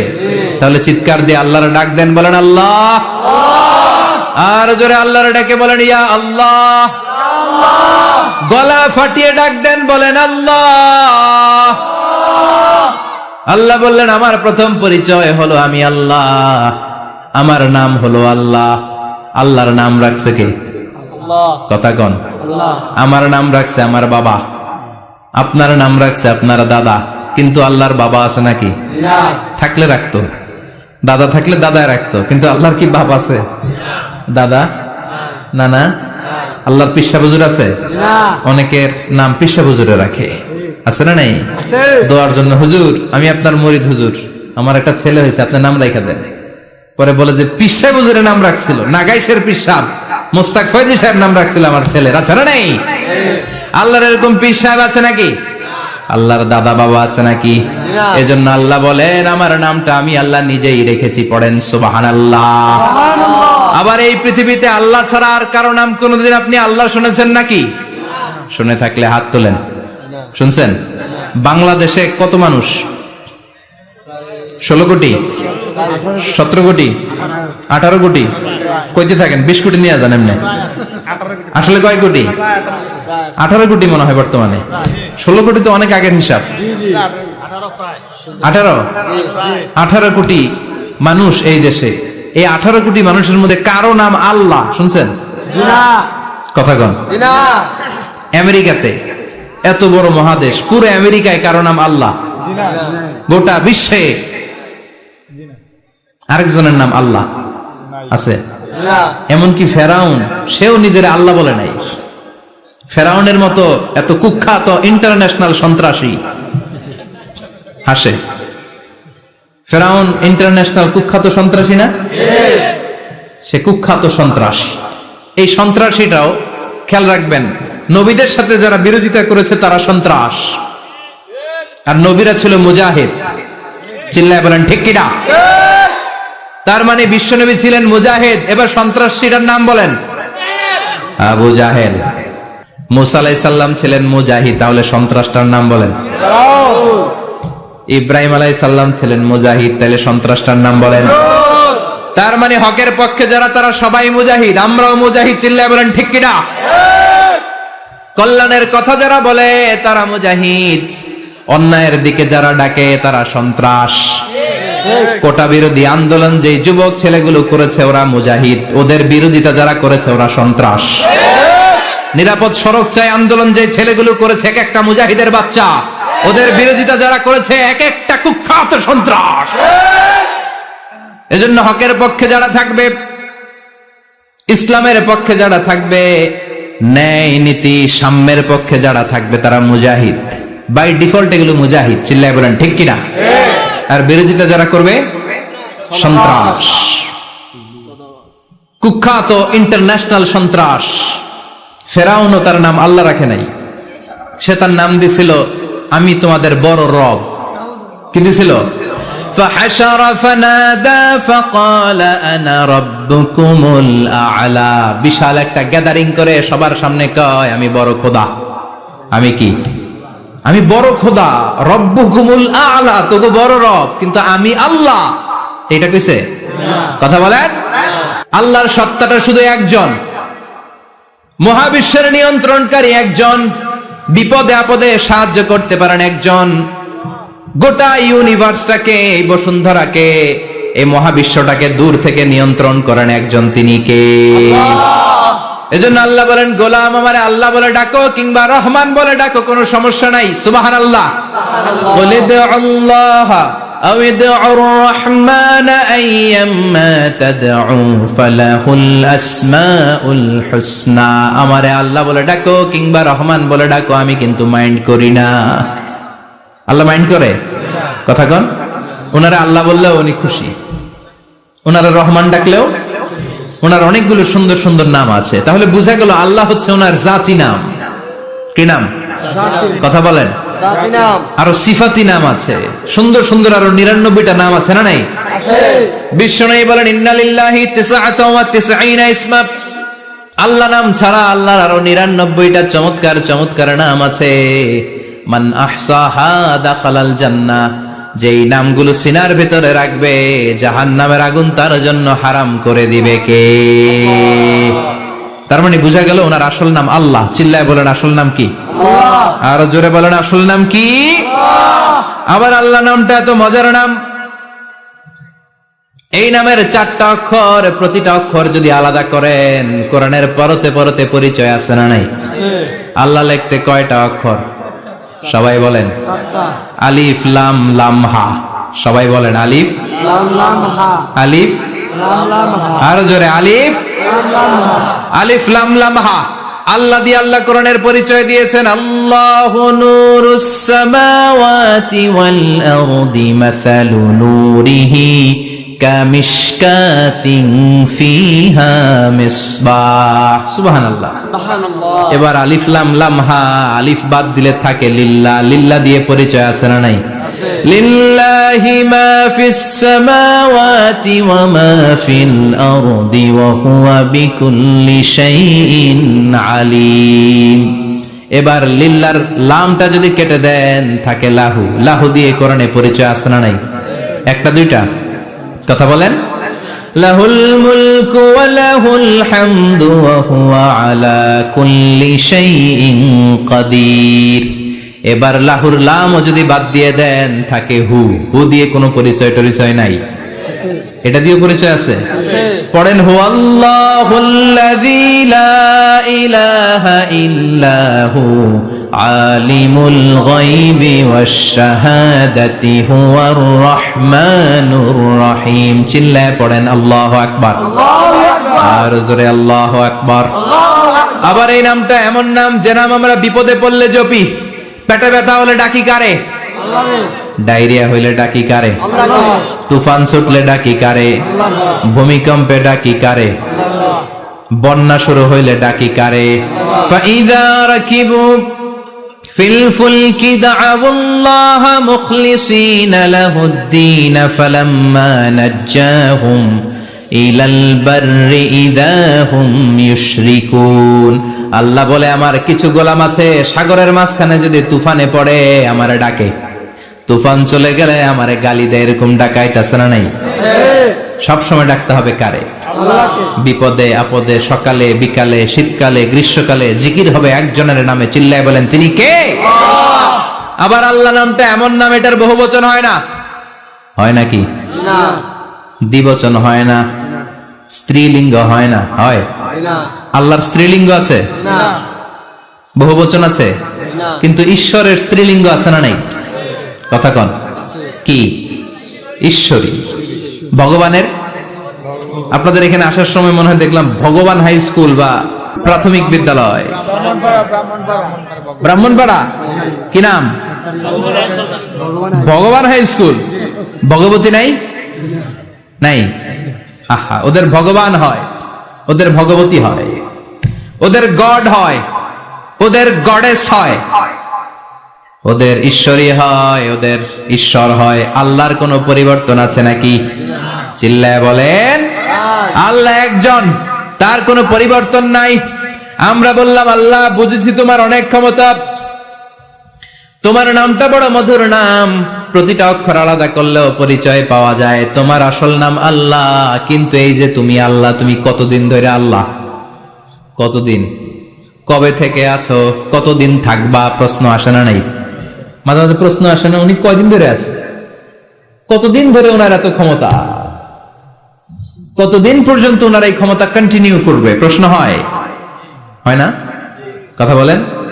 সে উত্তর আল্লাহ দিলেন। আল্লাহ বললেন হুয়াল আউয়ালু ওয়াল আখিরু ওয়াল যাহিরু ওয়াল বাতিন ওয়া হুয়া বিকুল্লি শাইইন আলিম। আল্লাহ বললেন আমি প্রথম, আমি শেষ, আমি প্রকাশ্য, আমি গোপন, সূচনাহীন, অতীত কাল থেকে আমি আল্লাহ আছি, শেষহীন, সীমানাহীন, ভবিষ্যৎ পর্যন্ত থাকব।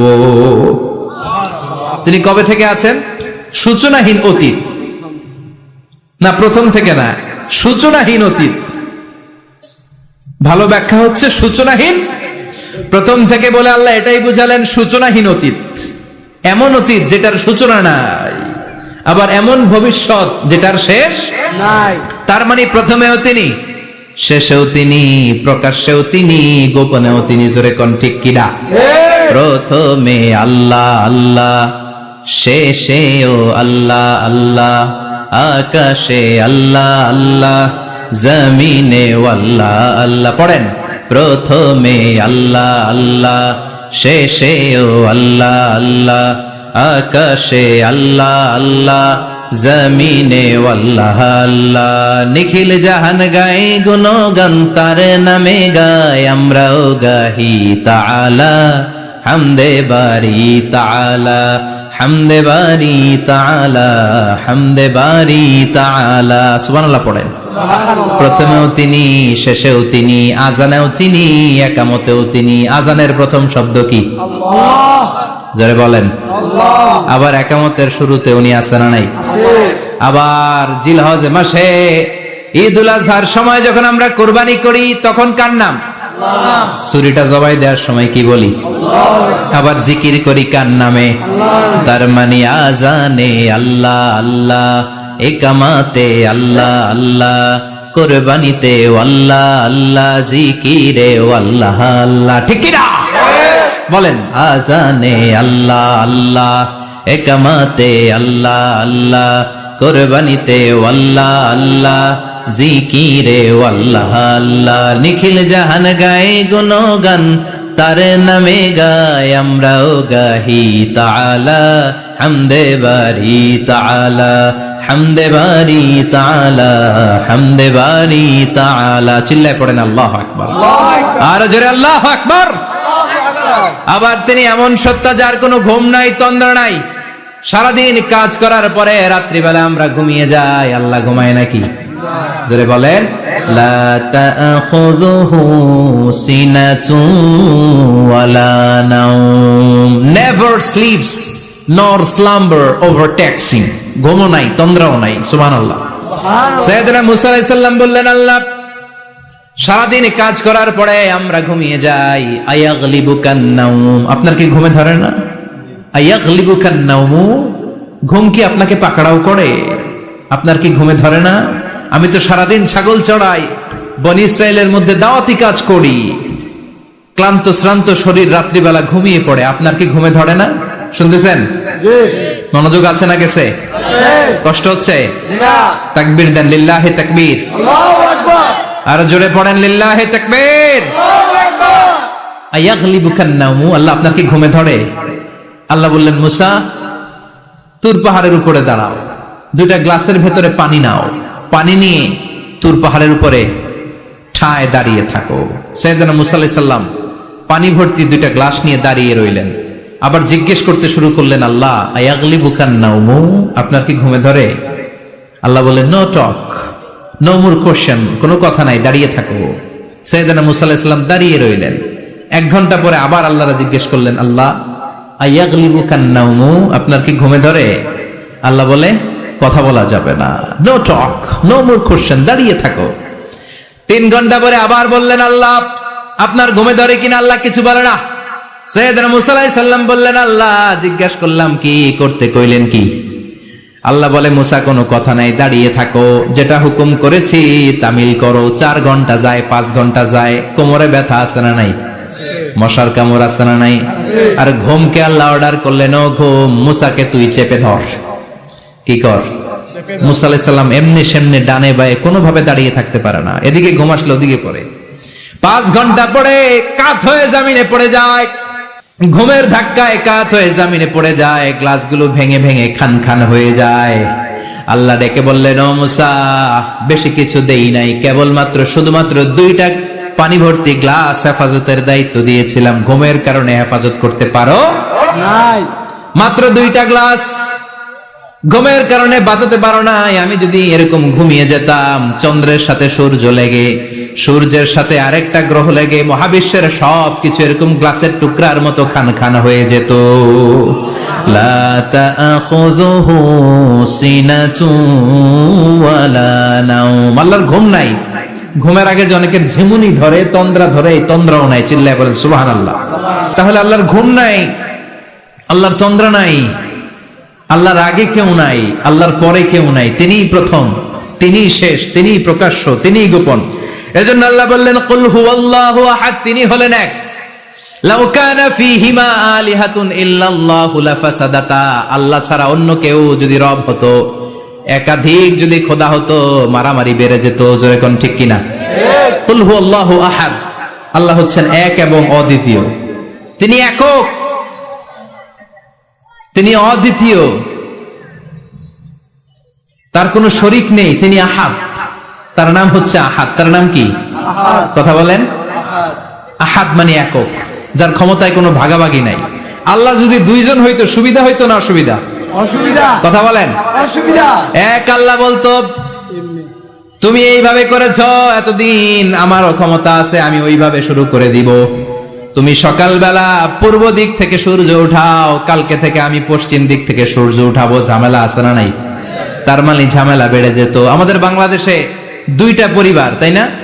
ক্ষমতায় হয় ওনারা, নয় ওনারা। বুঝতেছেন? কষ্ট হচ্ছে মনে হয়। হয় ওনারা, নয় ওনারা। এই 2টা না হয়ে যদি একটা হইতো, এক রাজা। আমগো রাজা কয়জন? কথা কন। বাংলাদেশের রাজা একজন, তাহলে মারামারি হইতো? হরতাল, ঠেলাঠেলি, গদিলে কিলা গেলি, শান্তির বাংলাদেশ হতো। ঠিক কিনা? সৌদি আরবে এক রাজা, যদিও এই মোনার্কি সিস্টেম, রাজতন্ত্র, ইসলাম সাপোর্ট করে না, ওদের অনেক অপকর্ম আছে, তারপরেও আমাদের দেশের চেয়ে সুখ শান্তি বেশি না কম? কারণ রাজা কয়জন? এজন্য আল্লাহ বললেন, আমি হলাম এক রাজা, মহারাজা, আমার নাম আহাদ। আমার নাম কি? এজন্য আল্লাহ বললেন, কুল হুয়াল্লাহু আহাদ, আল্লাহুস সামাদ, লাম ইয়ালিদ ওয়া লাম ইউলাদ ওয়া লাম ইয়াকুল লাহু কুফুয়ান আহাদ। পড়েন সুবহানাল্লাহ। এরপর আল্লাহ বললেন, আল্লাহুস সামাদ, আমি অমুখাপেক্ষী, মানে আমি কারো কাছে চাই না। আল্লাহ কারো কাছে চায় নাকি? আমরা চাই কার কাছে? আল্লাহর কাছে। কথা বলেন। আল্লাহর কাছে। আমরা বিপদে পড়লে ডাকি কারে? আল্লাহ ডাকে কারে? আল্লাহ কাউরে ডাকে? কারণ অমুখাপেক্ষী, অফুরন্ত ধনভাণ্ডারের মালিক। পৃথিবীর সব মানুষগুলো যদি এক ময়দানে দাঁড়ায়, তাদের যত চাহিদা আছে সব যদি আল্লাহরে বলে, আল্লাহ গাড়ি দাও, বাড়ি দাও, নারী দাও, ক্ষমতা দাও, এটা দাও, সেটা দাও, সব যদি আল্লাহর কাছে চাইতে শুরু করে, আল্লাহ যদি সবও দিয়ে দেয়, তারপর ওনার ধনভাণ্ডারের 1 ইঞ্চিও কমবে না। আর জোরে পড়েন সুবহানাল্লাহ। এজন্য তিনি হলেন সামাদ। আমরা সবাই আল্লাহর কাছে ঠেকা, কিন্তু তিনি কারো কাছে ঠেকা না। আমরা সবাই আল্লাহর কাছে চাই, কিন্তু আল্লাহ কারো কাছে চান না। জোরে বলেন ঠিক কিনা? এজন্য তিনি হলেন সামাদ। এরপর আল্লাহ বললেন, লাম ইয়ালিদ ওয়া লাম ইউলাদ, তিনি জন্ম দেন নাই, আবার তিনি জন্ম নেনও নাই। চিল্লায় বলেন সুবহানাল্লাহ। মুশরিকরা বলতো, আল মালাইকাতু বানাতুল্লাহ, ফেরেশতারা আল্লাহর মেয়ে। নাউজুবিল্লাহ পড়বেন না? নাউজুবিল্লাহ। ইহুদিরা বলে উযাইর আলাইহিস সালাম আল্লাহর ছেলে, খ্রিস্টানরা বলে ঈসা আলাইহিস সালাম আল্লাহর ছেলে, আর আমরা বলি কুল হুয়াল্লাহু আহাদ। আল্লাহুস সামাদ। লাম ইয়ালিদ ওয়া লাম ইয়াকুল লাহু কুফুয়ান আহাদ। তার মতো কেউ নাই। লাইসা কামিসলিহি শাই, তার মতো কেউ নাই। তিনি তার মতো, তিনি কে? চিল্লায় বলেন তিনি কে? আল্লাহ। গোটা বিশ্বে আল্লাহর মতো আর কেউ আছে? না। ক্ষমতায় তার সমান কেউ আছে? মর্যাদায় তার সমান কেউ আছে? তিনি যে কত বড় দাতা, তার মতো দাতা মহাবিশ্বে কেউ আছে? এজন্য চাইতে হবে একজনের কাছে, তিনি কে? আল্লাহ। চিল্লায় বলেন তিনি কে? আল্লাহ। এই তাওহীদের মেসেজই হচ্ছে সূরাতুল ইখলাসের মেসেজ। একত্ববাদে বিশ্বাস করতে হবে। এই একত্ববাদের বিশ্বাস, oneness of god, the idea of oneness of the creator, এটা যদি অন্তরে রাখতে পারেন, জান্নাতকে আপনার জন্য অবধারিত করে দিবে কে? আর সূরাতুল ইখলাসের আমল সকাল বিকাল ঘুমোতে যাওয়ার আগে পড়তে রাজি আছেন তো? ইনশাআল্লাহ। কালকে থেকে এই ওয়াজিফা নাগাইশে শুরু হবে ইনশাআল্লাহ। ইনশাআল্লাহ। আর জোরে পড়েন ইনশাআল্লাহ। ইনশাআল্লাহ। আল্লাহ আমাদের সবাইকে কথাগুলো বুঝার ও আমল করার তৌফিক দান করুক। আমরা পড়ি আমিন। আমিন। আর জোরে পড়েন আমিন। যতগুলো কথা বলেছি কোরআন সুন্নাহর আলোকে বলেছি, বানিয়ে কিছু বলি নাই। তারপরেও আমার মনের অজান্তে কোনো মিস ইনফরমেশন যদি আমার মুখ ফসকে বেরিয়ে যায়, সেগুলো যেন আল্লাহ তাআলা আমাদের স্মৃতিপট থেকে মুছে দেয়। আমরা পড়ি আমিন। আমিন। সত্য, সুন্দর, কল্যাণকর, হকের পক্ষে যা বলেছি তার সবটুকুন যেন আল্লাহ তাআলা আমাদের সবাইকে আমল করার তৌফিক দান করে। আমরা পড়ি আমিন। আমিন। সুবহানাকাল্লাহুম্মা বিহামদিকা আশহাদু আল্লা ইলাহা ইল্লা আনতা আস্তাগফিরুকা ওয়া আতুবু ইলাইক। কোনো কথা নাই না? ইয়া রাব্বি লাকাল হামদু কামা ইয়ানবাগি লিজালালি ওয়াজহিকা ওয়া আযীমি সুলতানিক। লাকাল হামদু বিল ঈমান, লাকাল হামদু বিল ইসলাম, লাকাল হামদু বিল কুরআন। اللهم اهدنا فيمن هديت، وعافنا فيمن عافيت، وتولنا فيمن توليت، وبارك لنا فيما أعطيت، وقنا واصرف عنا برحمتك شر ما قضيت، إنك تقضي بالحق ولا يقضى عليك. اللهم اجعل القرآن العظيم ربيع قلوبنا ونور صدورنا وجلاء أحزاننا وذهاب همومنا وغمومنا، واجعله شفيعنا يوم الحساب، وارزقنا تلاوته آناء الليل وأطراف النهار. ربنا ظلمنا أنفسنا وإن لم تغفر لنا وترحمنا لنكونن من الخاسرين. ربنا آتنا في الدنيا حسنة وفي الآخرة حسنة وقنا عذاب النار. اللهم إنا نسألك الجنة ونعوذ بك من النار، يا خالق الجنة والنار، برحمتك يا عزيز يا غفار يا كريم يا ستار يا رحيم يا جبار يا خالق يا بر. اللهم اجرنا من النيران، اللهم اجرنا من النيران بحرمة القرآن. اللهم إنا نعوذ بك من الفتن ما ظهر منها وما بطن.